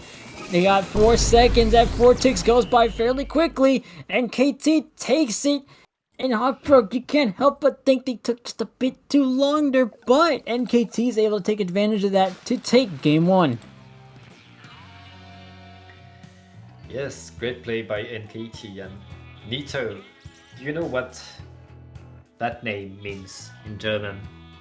What does it mean? What have I been struggling with for a while now? It means high pressure contaminants. High pressure contaminants just rolls right off your tongue. Yes. And now it makes so much sense, you know, Hockdruckverunreiniger. Exactly. I love it. I'm gonna keep saying it. I'm going to keep thinking about it, you know, just think in my head, you know, Hockdruck, but, oh man, that's, Game 2, Tower Control the Reef. Yes, and Hockdruck are going to need to put the pressure on if they want to get control of all this, because they were able to save themselves from a KO a few times. But that new Kraken team has been pushing and really getting so much for themselves in that first game, and they didn't need that much range because, I mean, Hockdruck had the longer range with the C-Jet, so we know that new Kraken team are able to push in, to get in, and on the reef, that should be really to their advantage. Right, and with the way the NKT Colombia, the way their comp worked, is that they had, when you have a weapon like K-Shot, you're able to pop out missiles as much as you'd like, and that enables Brian to go for so many openings there, and that's what gives him that offensive advantage, and we're going to see how that plays out here. Game 2 on Tower Control on the Reef, and it actually swapped out that K-Shot for a T-Tech. The nozzle nose is starting to come out, actually, so that's an interesting pick there, and we're going to see more of the same from Hockdruck. Yeah, the Kenza L3 with that wall on the hammer. That should be able to do so much damage in the street if you manage to get that hammer paired with an armor, preferably for survival. And we see the hammer falling down right away at the beginning. Both teams trying to get a bearing, but right now New Kraken Team Colombia getting the zone to, getting the tower to the first checkpoint. Right, and it's going to be not going to be enough to clear that first checkpoint, but Kha'Zix goes straight back to the tower. That missile's going to push him off, but with that ink armor, you do turn into a bit of a pinball there, but it's enough for you to keep alive for now, and they actually get towards the second checkpoint, nearly at 50 remaining, and get themselves up to 51, so they're going to try to keep things a bit slower now. They know that Hockdruck has the resources necessary to come back, but as soon as I say that, one player goes down from their side, and they actually have missiles now to respond with, missiles responding back from Hockdruck, and they actually go back to the tower, and it's going to be another kid. Just clear the tower for him. It does. Yes, NKT not wasting any time and keeping Hockdruck clearly staggering in their spawn there. Get rid of that last checkpoint and they just need to jump, get into that final spot for the KO. But, well, thankfully Hockdruck managed to get them out just in time, just for a second, but they're still on the attack, and that Booyah Bomb should give some breathing room to Hockdruck. My goodness. That was totally planned, by the way. I am just watching how incredible NKT is doing so far on the offensive side that it's actually giving me a bit of a cough. So, great job on NKT's side, but Hockdruck is starting to find a response now. Got at least 2 players down, and that's going to stop the current onslaught of what NKT's been doing, getting themselves a 9 remaining. Actually took nearly half the time off the clock now, as Hockdruck has to find a response within 2 minutes and 30 seconds. They do have all specials online. They're going to start popping a few of them. What they can't do is afford to lose more than they've been losing so far. You saw earlier that they've been getting picked off one by one, slowing down their opportunity to come back in and start making an opening for themselves. But it looks like they're going to be slowed down a bit more here, but they do get 2 players down from NKT. Players down, but they have yet to advance the tower past the first checkpoint, and the strength of that push from New Kraken team was so long. It lasted for more than a minute, and right now there are 2 minutes left for Hockdruck to really get that comeback, but with 2 players down, they need to move back, they need to give that space to NKT, and NKT taking that space so well, trading some missiles and pushing the tower right on that path again and trying to get in. They are not content with a solid lead of 9. They want the KO, they want to end it now. Yeah, the Vine Boom economy has been thriving today so far, and it might not. What's not thriving right now is NKT's offense. They got themselves up to where the second checkpoint would be, but they have been finding it a bit more difficult to get themselves back in. Those missiles are going to start to come out because they saw 4 players in that bridge area, and that means that when you got a cluster like that, it's almost hard for you not to pop missiles, especially when you're having a team that's doing so well on the pickoffs, as NKT has been doing so far. NKT with 2 players down, that could give the room for Hockdruck to really get something in their favor if they manage to get the special ready for the push, but they don't.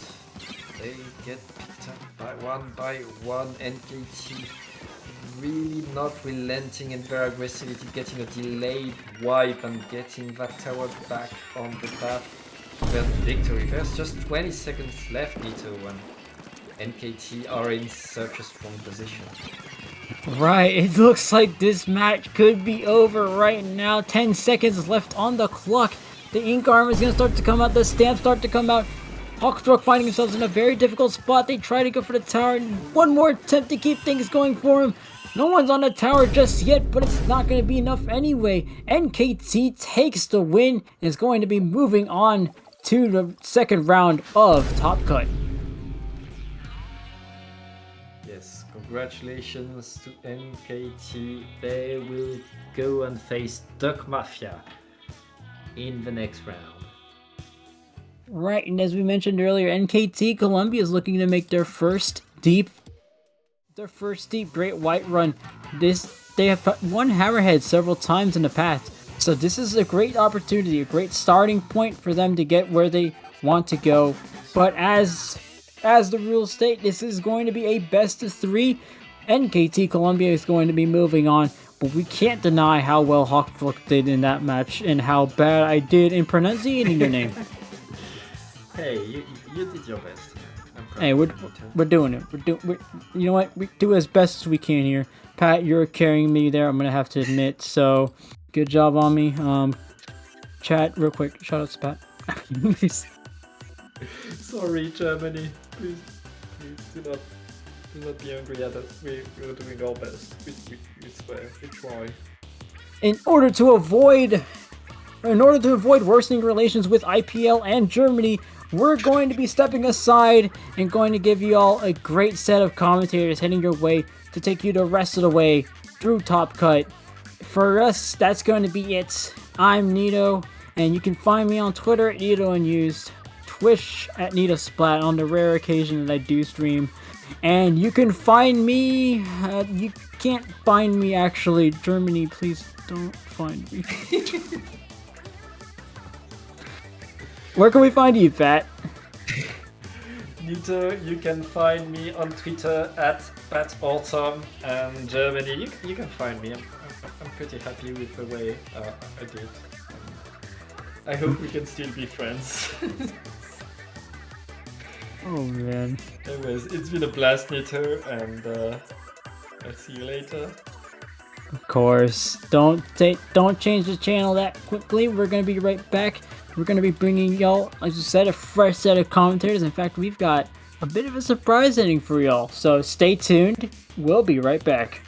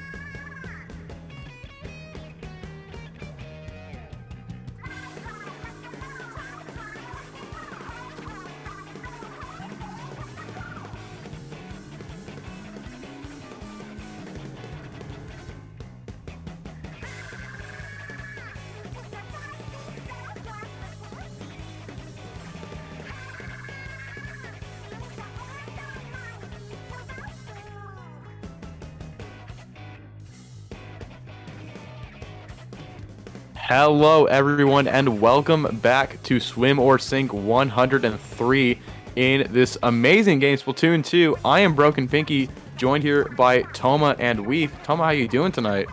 Pinky, I am doing great. I am so excited that the TriCast is finally real here at this S2 variation of SOS. Weef, how are you doing?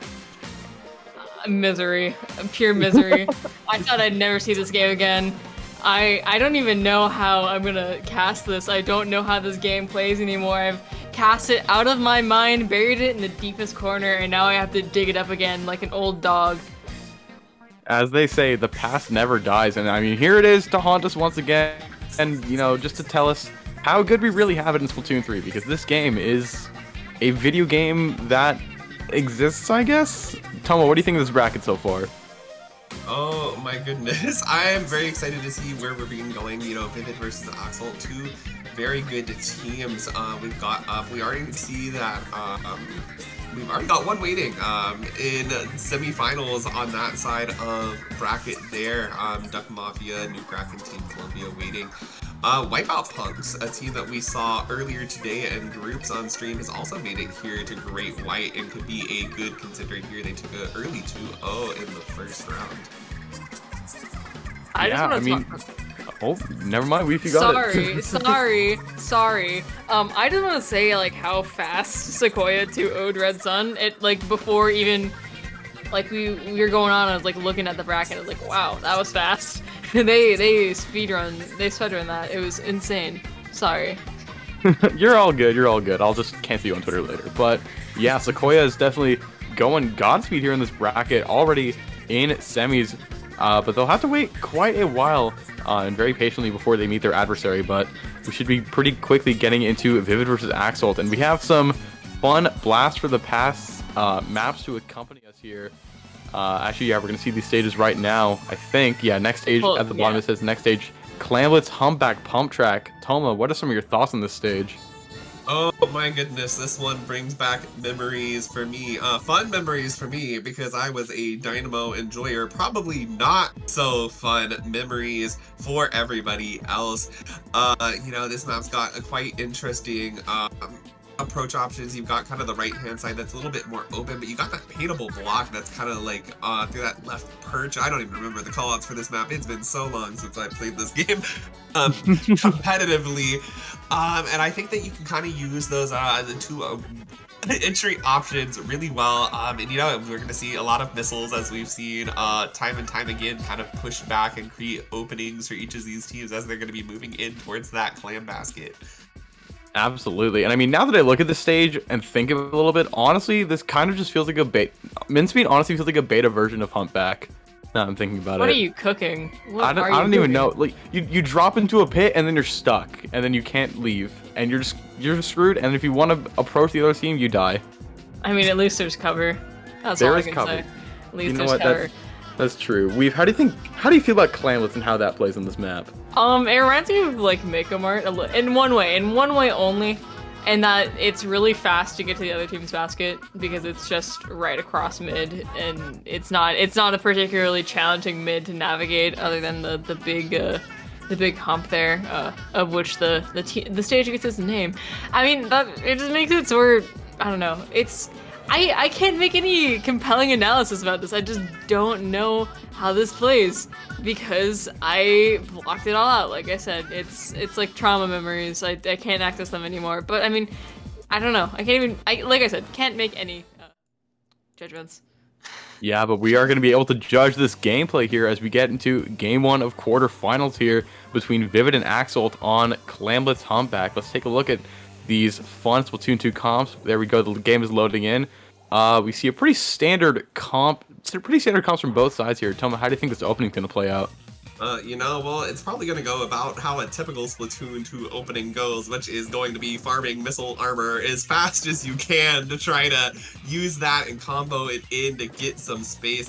Both teams are going to be kind of playing around mid here, trying to find some turf control, and you already see that first missile come back. In this case, Sean is going to go ahead and respond with a second missile on their own.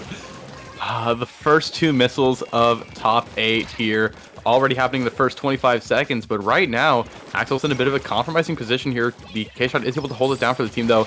Gets a nice pick, wins the Ditto, but the Baller's going to come out. We haven't seen this special in a while. Heavy Baller from this Explo. Just going to try and stay alive here and retreat here. But this is just, pretty standard neutral here in Clamlets, and what do you think of this opening that either team's looking for? I mean, I saw that nice pick as well, and if only there were a way for us to know when missiles have been popped on the map, that'd be really cool, I think.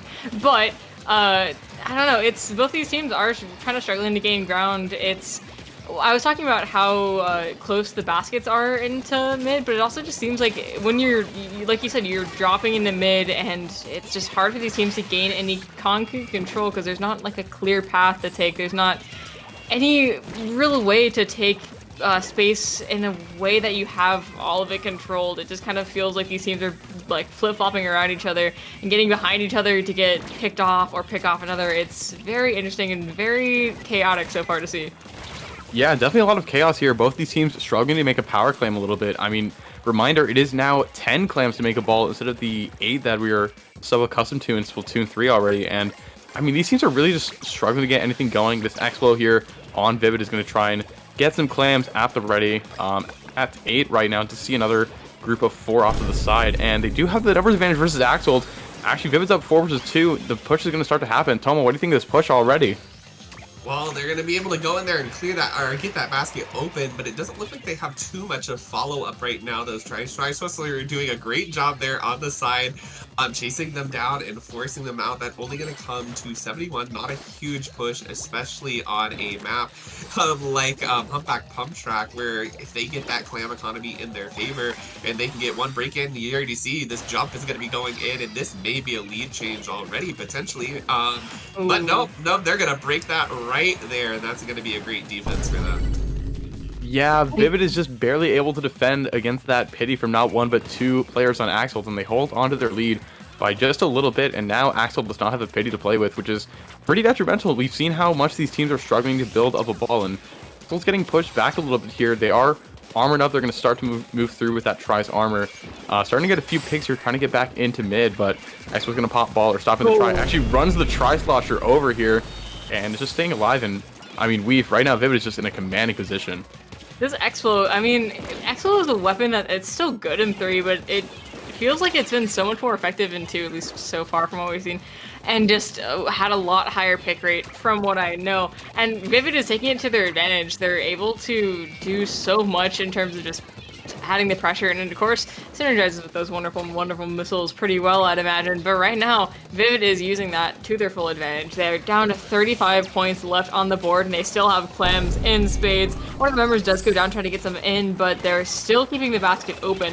Expo is going to get collapsed on, which does look like it's going to mark the end of their push, as 2 of their players go down. They're not able to get any more clams in. Yeah, exactly, but Vivid still got a great push going all the way down to 32, and even still, they have a hefty numbers advantage. This K-Shot's going to pop missiles here, trying to extend their hold right now, and Vivid, for the first 4 minutes of this match, has really been doing a good job at setting the tempo here. Eclipse is going to get 2v1, though, going to go down. Axolt has the numbers advantage here by the slightest of margins, but if they can get another pick, then they can turn it into something amazing. Toma, how do you feel about the situation right now?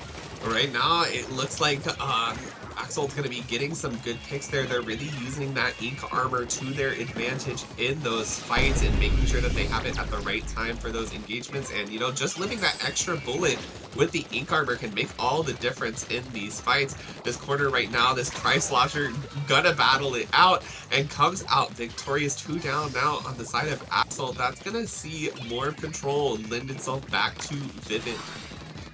Yeah, and right now, Vivid just has so much control right now. Axolt does have the Pity Clan to play with, but they're severely running out of time right now. 14 seconds left on the clock until overtime hits, and even when overtime hits, Axolt will need an absolutely massive push to get that lead, and Vivid is just suppressing them so effectively right now. Axolt's going to pop that baller over yonder, but missiles are going to come out from the K-Shot. We are in overtime now. What do you think of the situation? Overtime is never easy to win out of, and unfortunately they do get the clam in, but with the K-Shot going down, that was the last member on the field. It looks like Spets over there is going to do all they can to try to rush in, but against an overtime timer like that, it's not going to come out very well. Vivid is going to take game 1. Yeah, Vivid takes a very solid game 1 here in the set. Up against Axolt, very in control. I mean, ever since that first push, they were doing a great job of dictating the tempo of that game, and Axolt came just a little bit short. And I mean, Vivid 1 game away from moving on, but this is obviously a best of 3 set. Anything can happen. So, Toma, I'm excited to see what's going on. What do you think we're going to see next? My goodness, it's hard to say, you know, it's been so long since we played this game, and going into a mode like Splat Zone's Gobi Arena, which I mean, I don't know about you, Weave and Pinky, but this was not on the list of my favorite maps in Splatoon 2. So I'm not quite sure what we're gonna see here. I know that we're gonna see missiles and armor. That's the one thing guaranteed that we will definitely see. Explo, I think, could come out. It's a great painting weapon, of course. Always has been a great main weapon.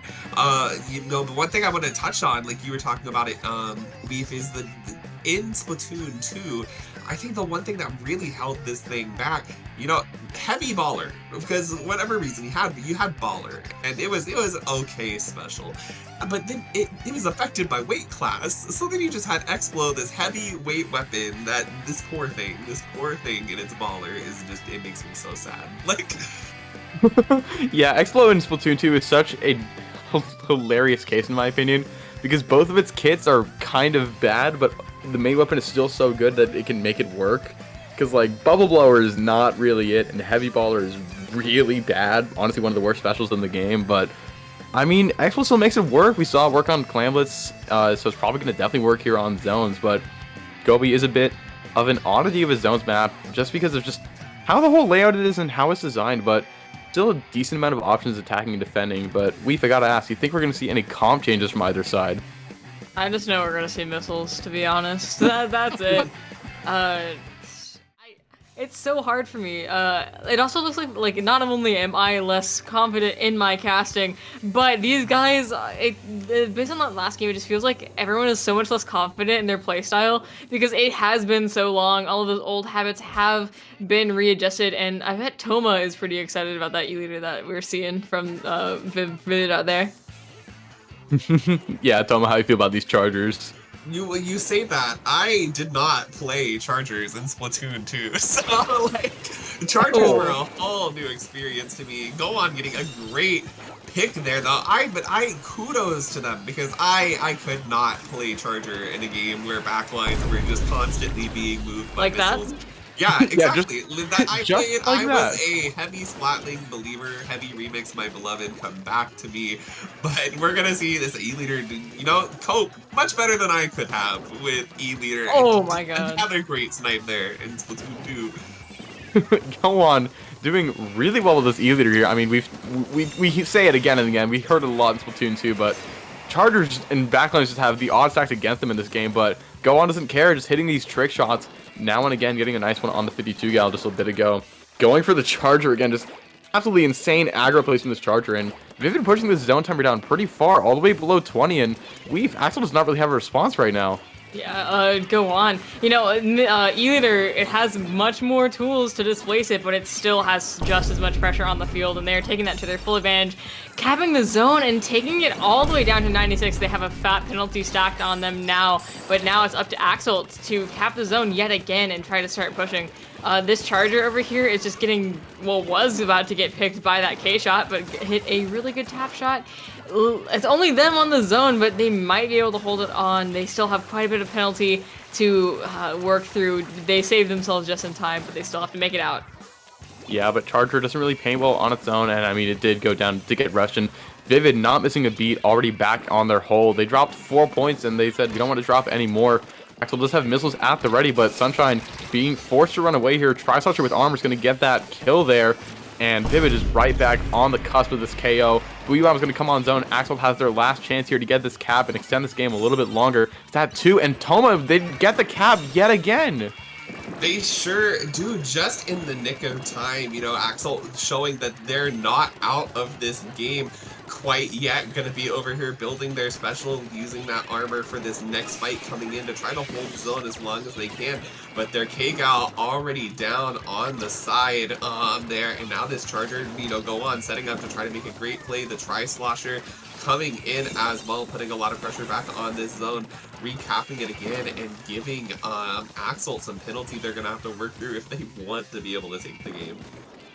Yeah, exactly. I mean, Axolt has been able to save it in just the nick of time, and I mean, they got a good amount of points for their trouble. They're down to 71, but it's been Vivid that's just been absolutely dominant here in this, hold right now. Tri-Slosher just have the armor, going to pop it pretty immediately as missiles come out, and that's going to be the snipe from the leader on Sunshine as the missiles get popped, beautifully punching that. And once again, Vivid on the cusp of this knockout, but 2 members are down. It's 2 versus 2 in the zone. They have to keep the paint up, and Vivid is able to do it.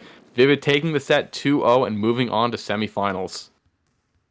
They did it once, they did it twice, they could not clutch the zone a 3rd time, unfortunately. That was a good game though, really showing off the E-liter. It was not played all that much in 2, but like I said, it still has so much pressure. You're able to move it more, but you still have more pressure. So, I don't know, good match though.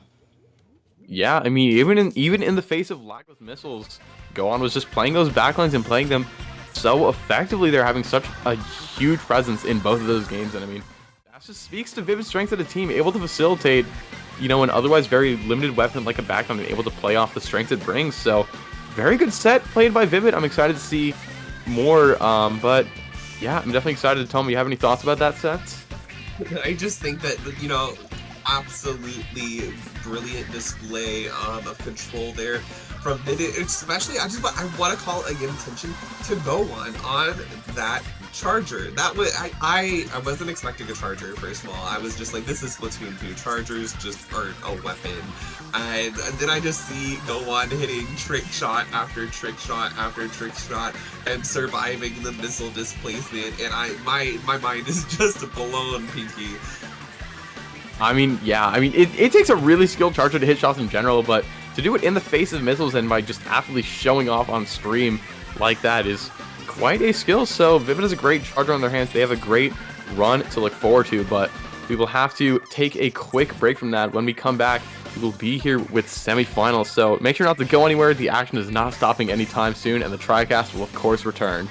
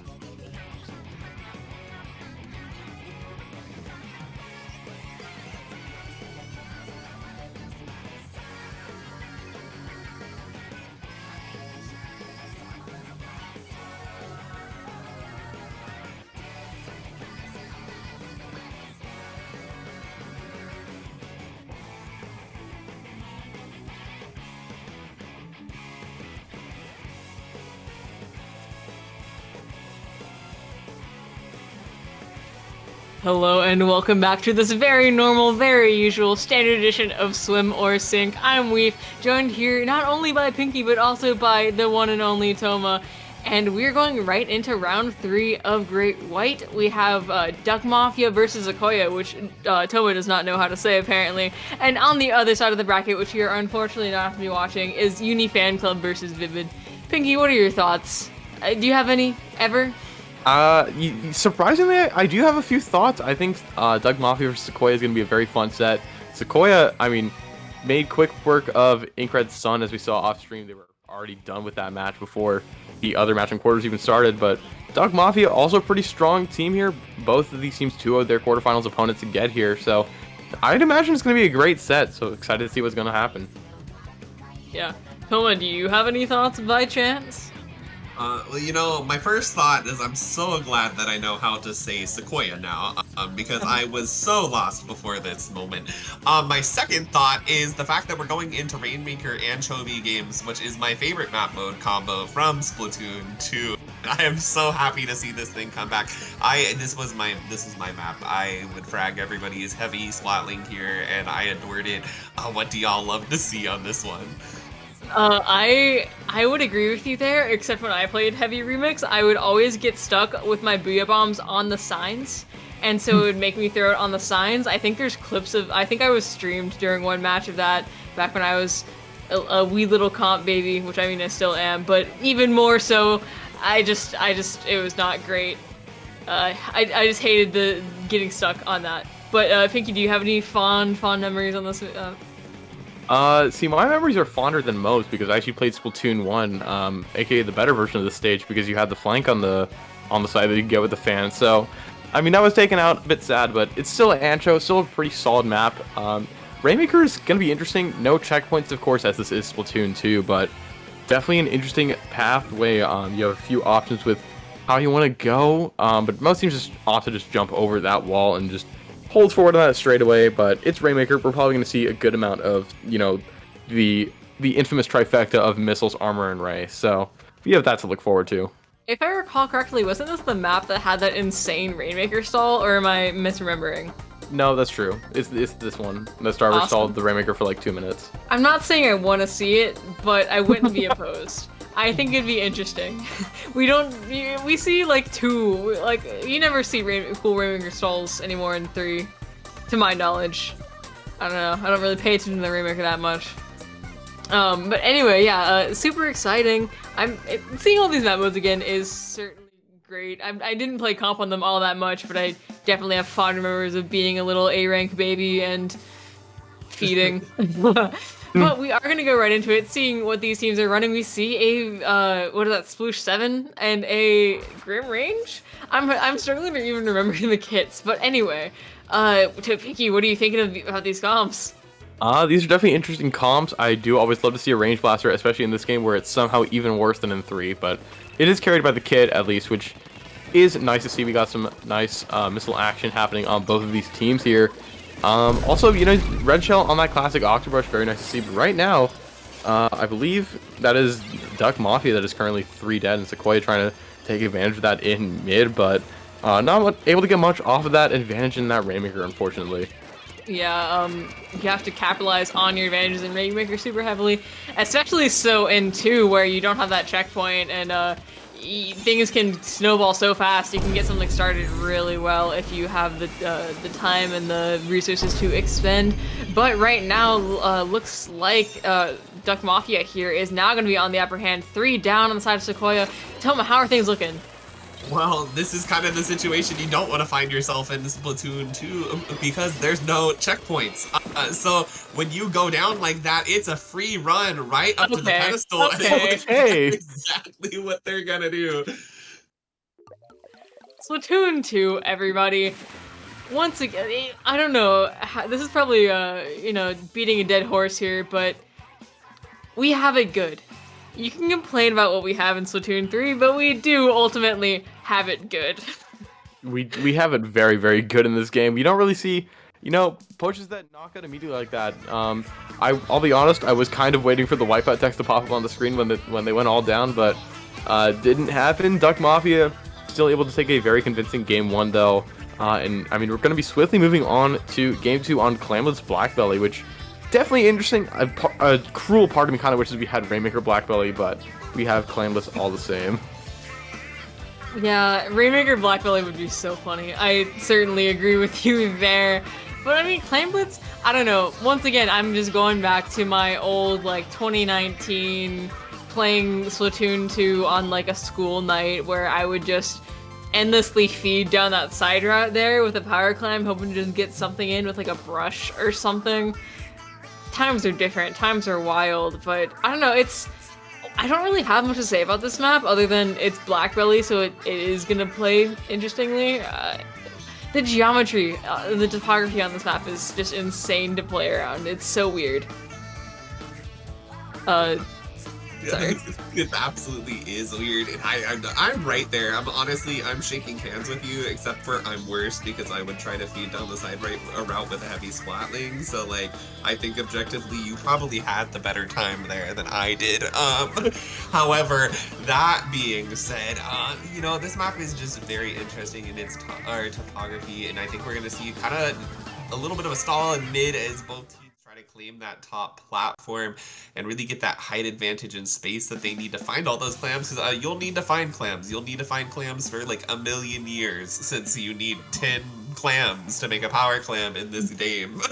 I mean, you do have to make 10 have to get 10 clams, but they do spawn in groups of 4. We're gonna see, I believe that is, SEQUOIA over there, sticking with the range blaster, running a ton of QR and a bit of stealth jump on their builds. K-shot once again coming out. Two things are, like, there's like one thing that's certain in Splatoon 2, and that's gonna be that there is gonna be a K-shot. Anyway, we're already gonna see that missiles go out, and already it looks like SEQUOIA here is starting to get some positions going. Yeah, Pinky, SEQUOIA sorry. Oh, sorry. SEQUOIA had an incredibly aggressive start. Range Blaster trying to get that direct twice, not quite able to get it, but SEQUOIA's aggression kind of backfiring them there. They go 2 dead right now. They were 3 down just a moment ago. And Henry here on this V-shot trying to push up a little bit. We do see the Octobrush launch those missiles. Red Shell setting up a beacon as well. Has a power clam on deck, and it's going to break that basket right there for DUCKMAFIA. Yeah, that was super, super fast, but that's how things go sometimes. Unfortunately, it does not look like DUCKMAFIA is going to have the follow-up here. There are members that are still around there, but they can't push up in time. That is basically just going to give SEQUOIA a pity and some time to work back on. They do still have to gain control of mid before they can make a push of their own, but looks like they're gaining mid really fast. And Toma, I'm not sure how this mid fight is going to go, but it's going to go one way or the other.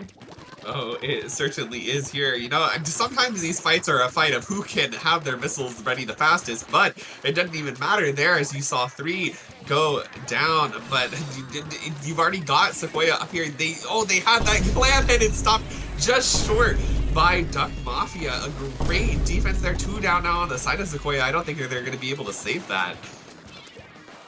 Certainly not. Yeah, really unfortunate there. They just kind of collapsed on. And it looks like both of these teams are kind of struggling to make a coordinated push here and get just the control.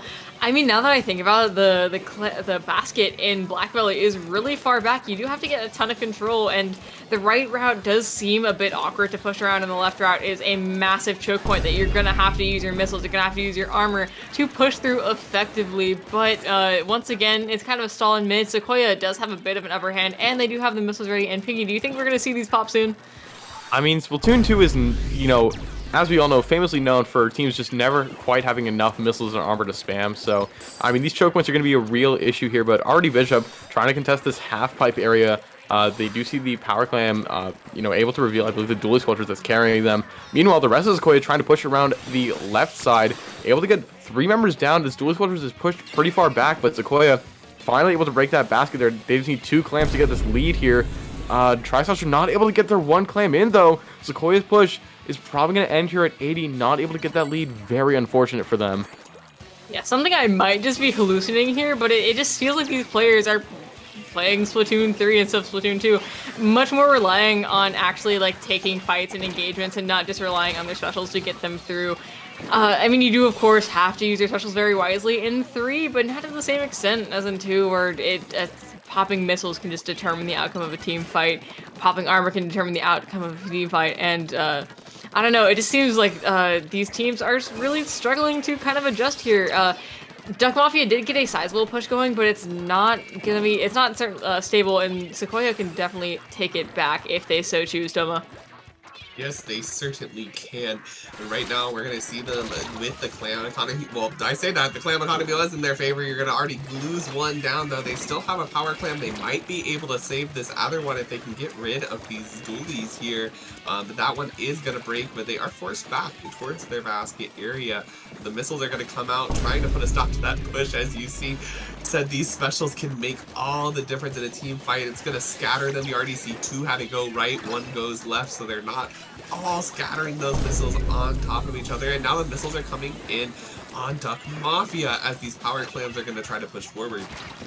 Yeah, I don't know how this is gonna go, especially with these kind of picks going left and right here, but we can definitely see these players, it's gonna be hard for them to make it, and they definitely don't want to get forced into overtime here. I've talked about it a lot, but overtime in clams is so hard to get a win out of, but as they go 3 down, it's gonna be especially difficult for them to get themselves together in these last crucial moments, Mickey. Yeah, exactly. Roughly 40 seconds left, including the overtime timer, and SEQUOIA just looking really fragmented here right now. DUCKMAFIA is just doing a great job of keeping them off balance, and that range blaster is going to go down. 10 seconds left until this overtime here. Henry just sharking around, finally going to engage into the team fight here. And, I mean, missiles are going to come out. Overtime is going to start, but right now, Clam Economy really not in favor of SEQUOIA here. And neither is the map control. This entire map is painted in DUCKMAFIA's color. Their power clam holder is going to go down. This range blaster trying to make something happen. Bishop trying to climb up to the top, gets the super jump in, but I don't know how much time there's left in overtime and if they can even make it. Yeah, we don't have the overtime timer, but we don't necessarily need it when the game signs flash on the screen. There are 2 things I realized in the last 20 or so seconds there. One, that we don't have the overtime timer in Splatoon 2. One of the many quality of life improvements that just are there in 3 but not in 2. And also that Henry is playing Vanilla Shot and not T-Tech. That was weird. I didn't realize that. It looked like T-Tech to me. But I mean, they look the same. But that was overall a very dominant set from DUCKMAFIA, especially with that first game that we saw there, Toma, where they just knocked out in like 10 seconds. Do you have any thoughts on the stage before we move on? Oh goodness, that was incredible display of control there, and that's going to be a very well won set, as they're going to be the ones advancing into is it Grands now? Oh my gosh, I believe it's Grands next, right? Yeah, we're going to Grands. That's impressive. Kind of a low scoring map. I think you pointed out the fact that how far back that clam basket was, and it's so hard to find that space in those team fights, and DUCKMAFIA was just really able to pull it together. Yeah, but that is good. Like we said, we are going to go to Grands next, so absolutely do not turn away, but we are going to be going to a short break before that, and we'll definitely see you then.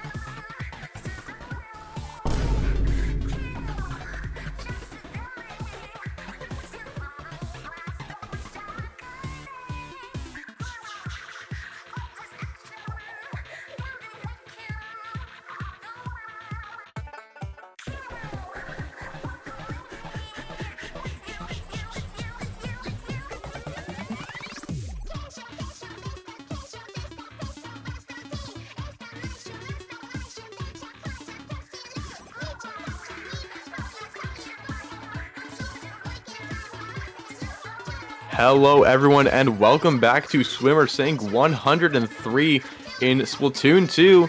I'm Broken Pinky, joined here by Toma and Weef, and we are here for grand finals between DUCKMAFIA and Uni Fanclub. Toma, how you feeling about this matchup?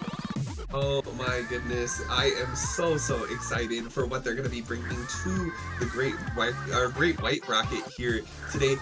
Both of them, very notably, beating their semifinals matches 2-0, so I think that we may be gearing up for a really close match.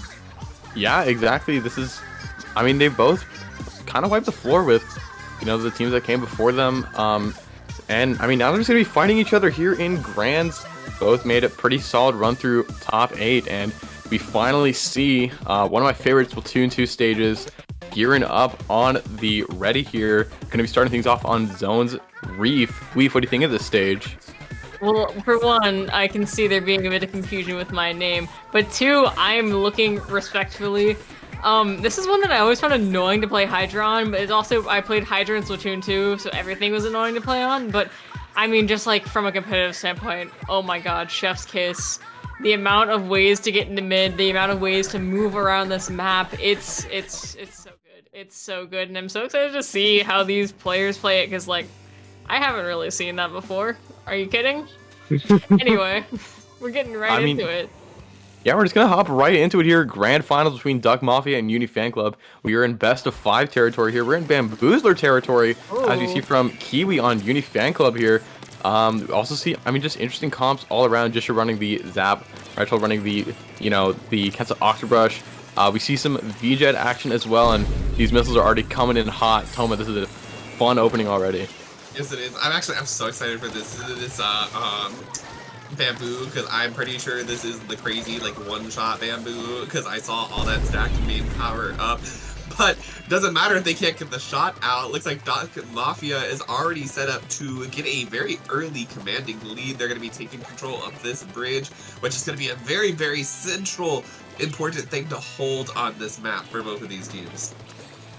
Yeah, exactly. I mean, already we see DUCKMAFIA holding out Uni Fanclub quite well here, already, you know, below the 45-point mark. That last effort starting to be activated for Uni Fanclub, but they still have quite a deficit here in the first minute, and already DUCKMAFIA extending this hold. 3 dead on the side of Uni Fanclub. It's a delayed wipe. Weef, we might see a knockout here. Yeah, was that 3 down that whoever took down? That was actually insane, and it's not very likely that Uni Fanclub is going to be able to make it back to mid in time to paint the zone. Even if they do get picks, that's just, it ticks down so fast, and you have so little time to actually paint it. So game 1, very fast, blink and you miss it, goes to DUCKMAFIA. Yeah, I mean, DUCKMAFIA, very strong team. They're kind of the team to beat here. They've only played 5 games in this top 16 bracket, but they have not lost a single one, and they've all been fairly convincing from as far as I can tell. So DUCKMAFIA already establishing itself as a strong team early, getting a very nice win in game 1, and we're going to be swiftly moving on to game 2 on Rainmaker Snapper. Toma, what are your thoughts on the stage? Okay, so I am a Snapper fan. I think this map is great. I hope it returns. I really do. I think it's got a lot of fun area to play around on the sides. I like the jump across. And it's a relatively straightforward path on Rainmaker. But there's interesting ways you can take it depending on how far back it's been pushed. You know, if you're back in your base with it, it's like, okay, it's time to start pushing again. You can kind of go through that straightforward path through mid, or you can try to, you know, take the jump on the side and take it through that uninkable area. And I think it's got a lot of cool choices of what to do. Yeah, I mean, Snapper in general is just a map with a lot of cool choices, a good amount of paths to get around. It's just a very wide open area, especially on the sides. I know you have some thoughts on the stage. Would you like to divulge into some of those? Hey, look, it's Undertow Rainmaker. I don't know, it's just... Undertow Rainmaker with a flank. Yeah, it makes sense to me. Like, you have the snipe area, which is analogous to the glass on Undertow. You have a divided mid. You have to kind of split up the same. I don't know, it makes sense to me. Anyway, we're going to see the Soda Slosher, which, unfortunately, in Splatoon 3 does not exist yet, but is also already preemptively snubbed of its respectful kit. I mean, there is a Soda Slosher in 3. It's just called the Neo Tri for some, or the Tri Nouveau for some silly little reason. But we're already in this silly little game. Missiles are going to be coming out here in the first 15 seconds because this is Splatoon 2 after all. Rainmaker's just kind of sitting in mid as both DUCKMAFIA and Uni Fanclub trying to just win this inaugural team fight, but it looks to be already in favor of DUCKMAFIA as that Rainmaker in possession. No checkpoints to slow them down. Is that going to be a wipe? That's going to be a wipe on Uni Fanclub off the bat. Toma, we're going to see a knockout in 30 seconds? Oh my gosh, they're able to stop it just in time, but DUCKMAFIA is still just there with all the paint and control that they need. And they're going to try to take it out again. Uni Fanclub desperately trying to defend this thing with their lives 2 down now on the side of DUCKMAFIA. This is their chance to try to force them out. She's going to get the Rainmaker there and get a great reset to help keep Uni Fanclub alive. Yeah, I mean, Uni Fanclub was on the brink there. That Rainmaker got an attempted dunk not once but twice, but Uni Fanclub able to stop it nonetheless. But right now, they're kind of clinging to it a little bit. They're still 1 down even after that insane push from DUCKMAFIA, which just shows how strong their play is. And I mean, these specials are coming out from both sides, but DUCKMAFIA still holding strong, a very strong lead here at the first minute and a half. And this is a pretty dominant showing already. Yeah, 100%. I mean, DUCKMAFIA is playing Splatoon 2. We're seeing them opt to, instead of directly engaging with the enemy, just charge their specials and use those to their advantage when they do decide to engage. And that, I think, is what's winning them, but also they are doing a very good job at pairing up and just making the enemy team very, very uncomfortable. This is a stage where you need to work very effectively as a team because it's so scattered and you have to just have a lot of coordination. But right now, they are just doing a really good job at holding the Rainmaker in this left court here. Missiles are going to be popped twice, unfortunately. Many times. So many times. But as many as possible. It's not even... There's so many going out that it doesn't even feel like it's affecting things anymore. But it looks like DUCKMAFIA might have found an opening here. Yeah, DUCKMAFIA, that's another wipeout for them. Trying to get into that pedestal. Third time is the charm. DUCKMAFIA up 2-0 in grand finals. I mean, it is best of 5, but DUCKMAFIA trying to just seal the story up at 3 games up against Uni Fanclub, and just absolutely dominant first 2 games so far, Toma. Yeah, you know, and if this isn't what we just call, you know, the S2 Rainmaker moment, I don't know what is, because you saw that, like, the early wipe when they picked up that Rainmaker, they just pushed it all the way to 1. Immediately. You don't see that happen in Splatoon 3 now, due to checkpoints kind of slowing down the game artificially.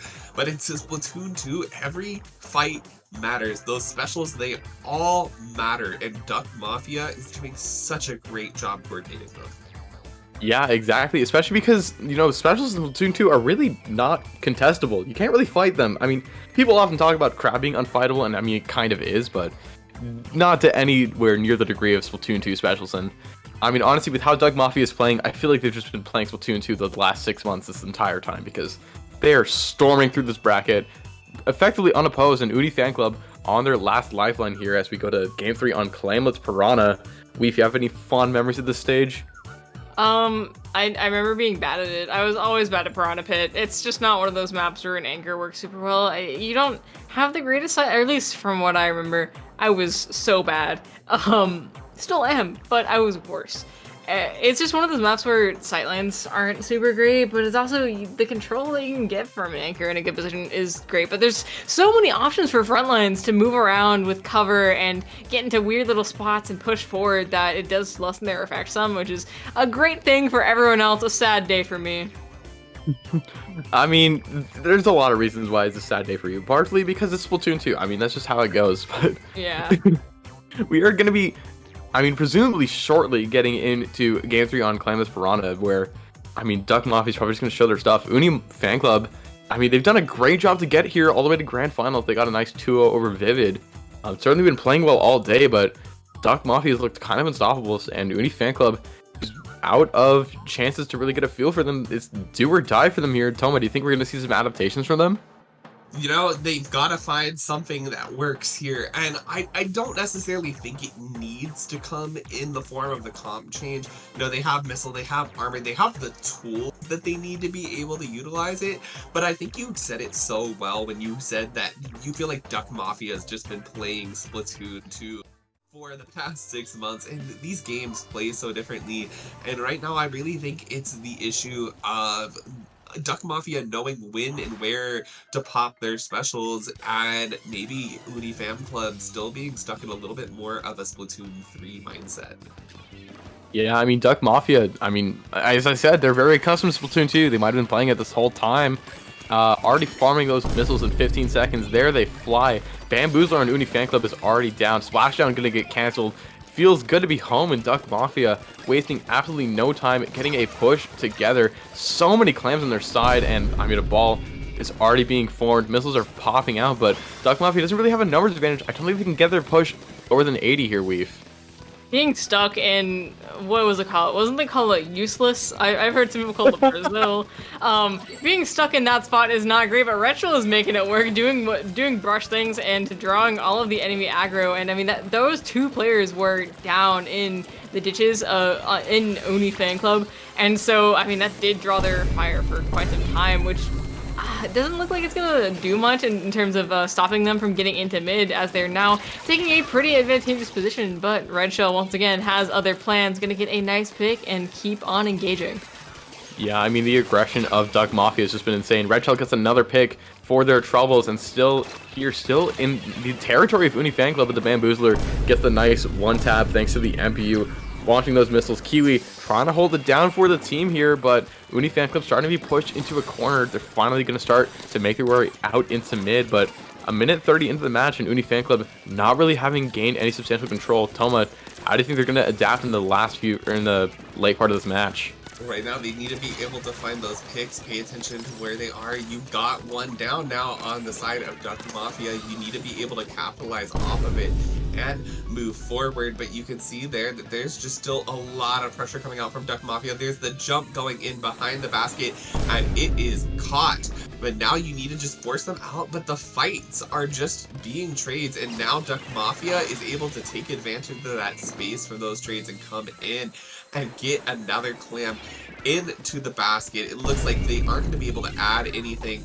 on. Oh, I say that, and they get it in just in the nick of time. They've got 6 more clams in the pan, ready to go there, getting a few more before going down. And now you also see Red Shell set up on this great position, and it's going to be hard for them to deal with him. He's going to jump, all right, they're going to jump in there, get a pick, jump back, and just cause lots of mayhem. I mean, that's what Hockdruckverunreiniger does. It gets behind, causes a lot of mayhem, and Red Shell is just so good at doing that. And Kiwi, kind of the last breach alive, gets taken out by the duelist cultures. K-Shot coming back from spawn, but DUCKMAFIA has just been dictating the pace of this game since the word go. But they're 3 dead right now. I think that push is going to be stalled at 52. It's just the Zap holding armor. But I mean, DUCKMAFIA, we've said it before, we're going to say it again. It's been playing so good with these specials, triple missile and armor, just a cursed combination that they're making work super well. And Uni Fanclub only has a minute and 50 seconds for a response. How do you think the last parts of this match are going to play out? I mean, I believe it's certainly possible for them to make a comeback, even though DUCKMAFIA is doing a fantastic job at taking and maintaining control. They're struggling a bit more than they did in the other modes. If this was Zones, if this was Rainmaker, and we haven't seen Tower yet, but I bet if this is Tower, this game would have already been over. They do have a push going right now, but with only 2 players up, it doesn't look like it's going to be followed up upon, which does give Uni Fanclub a chance to push back in. They pop the missiles, they pop the armor. A lot of the members are spaced out, and they have 2 power clams plus their pity on the board, and with the pick coming out from Bamboozler, it looks like this could certainly become a great pick if they play their cards right. Yeah, they have a lot of clams at the ready. 45 points. They're just 2 clams away from taking this lead, and they have numbers. There's the lead in favor of Uni Fanclub for the first time in the set. Has a good response to DUCKMAFIA, and there's only 53 seconds on the board for DUCKMAFIA to make a counter push, but Uni Fanclub trying to not even get it that far. 21 is the final tally of points on Uni Fanclub's push, and they only needed 1 push to get there as opposed to DUCKMAFIA, who had so many fragmented pushes. Red Shell going to be stopped a little bit by this 96 gal, but DUCKMAFIA now in a position they haven't been in all bracket here. They have to get this pop if they want to get the win. Toma, this is coming down to the wire. Yep, they finally found their footing, but now they just need to play carefully. But they go 2 down here, and this could be the end of it. You see that basket break, and there's enough clams there to take the lead. The full wipe is going to happen onto Uni Fanclub, and now it is just going to be DUCKMAFIA sitting here writing out the rest of this timer until the end, and that is going to be the game and the tournament to DUCKMAFIA. Yeah, DUCKMAFIA are your swim or sink 103 Splatoon 2 spectacular champions. Absolutely insane run, not dropping a game in top cut. 7-0 sweep, easy peasy lemon squeezy, and DUCKMAFIA adapting to the situation well and being your SOS champions. Super well done for them. I mean, maybe they should just return to Splatoon 2 and grind down Splatoon 2, since clearly they're very talented at it, but the world moves on. It is no longer that era, thank God. This was very fun to cast, but I'm happy to return to Splatoon 3, where I can squid roll and hear Clam Blitz jingles and tell how much time is left in overtime. Yeah, especially with that new patch we just got, that's actually substantially changing the game, keeping things nice and fresh. So definitely the future is bright for the game in first Splatoon 3. So I'm definitely excited to see how things play out, especially in this new meta. Just a quick little blast of the past for the Splatoon 2 and all these technical difficulties, not interrupting much, but we should be back to some new and improved Splatoon 3 shortly after what I believe is a bit of an encore match. This is gonna be interesting. A little bit of a surprise for all of us. I don't know what's about to happen here. Toshi, what are you cooking? What are these teams cooking? Toshi's what is cooking going on? We might get to commentate an absolute murder, is what I'm hearing, and a targeted attack against our beloved streamer Toshi. They had enough of the Vine booms. They're putting on a...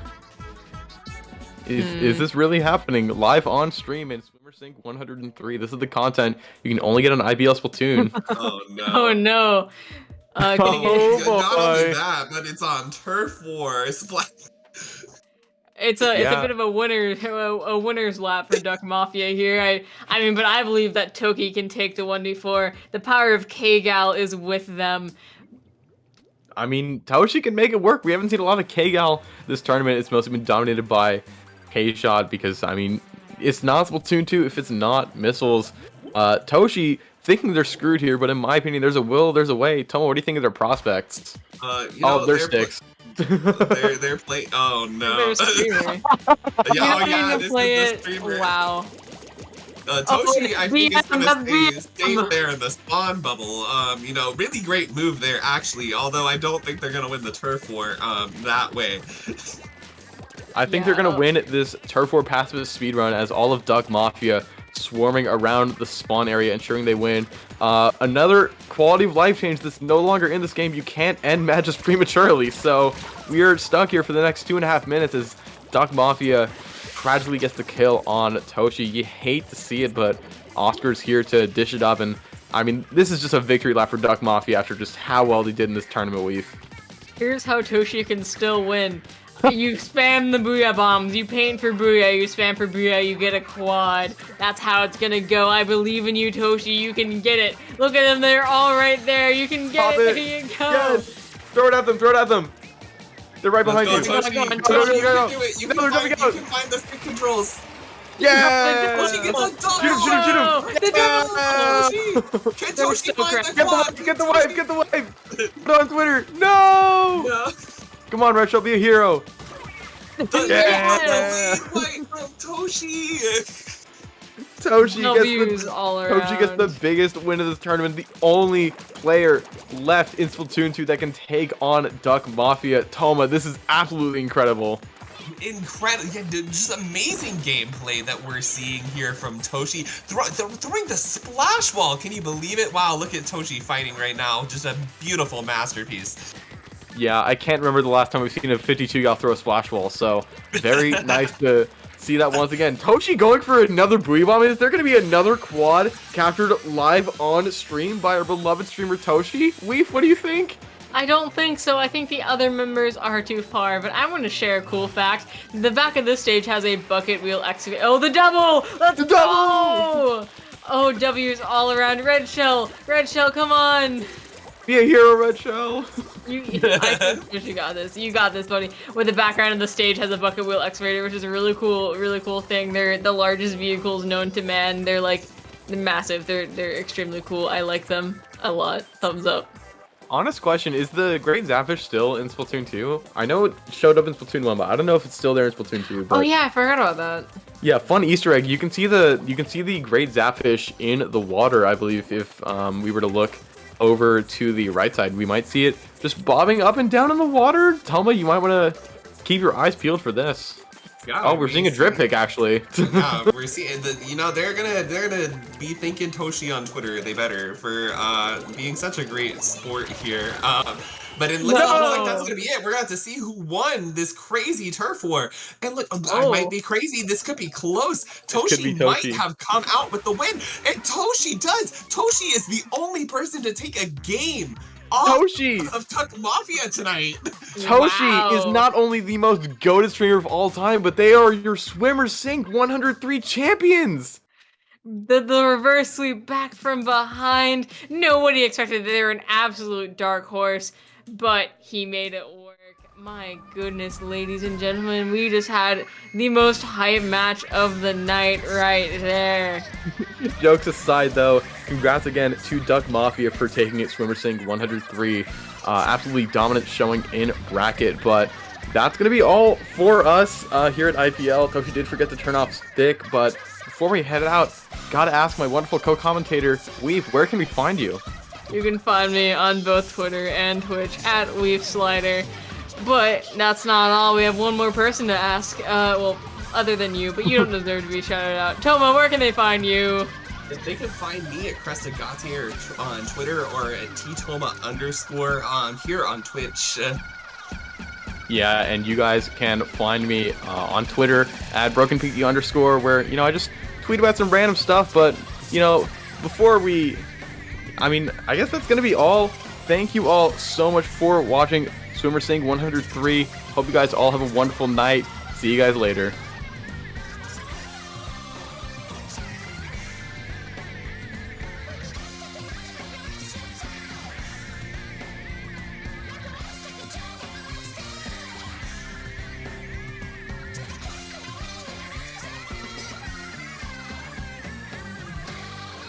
Yeah. Wait, you said not to. Okay, no. Let's go back. Let's go back on. Let's go back on.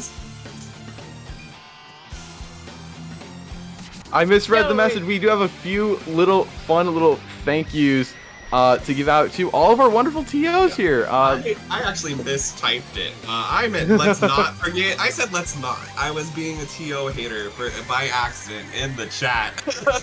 But huge thanks to our great TOs for rolling with the punches tonight. Skep, Grace, Umbral, Marissa, and of course our lovely streamer Toshi. Thank y'all so much for making tonight possible. Yeah, shout out for Toshi for, of course there was nothing weird about the stream, but if in theory there were Vine memes in the background, just as a thought exercise, I think that Toshi would be allegedly having their stream deck in one hand and their keyboard in the other. So shout out to them in theory, just in that little thought experiment, just as a thought. There were no Vine memes. I think you should be in an asylum, but regardless, it was a thought experiment.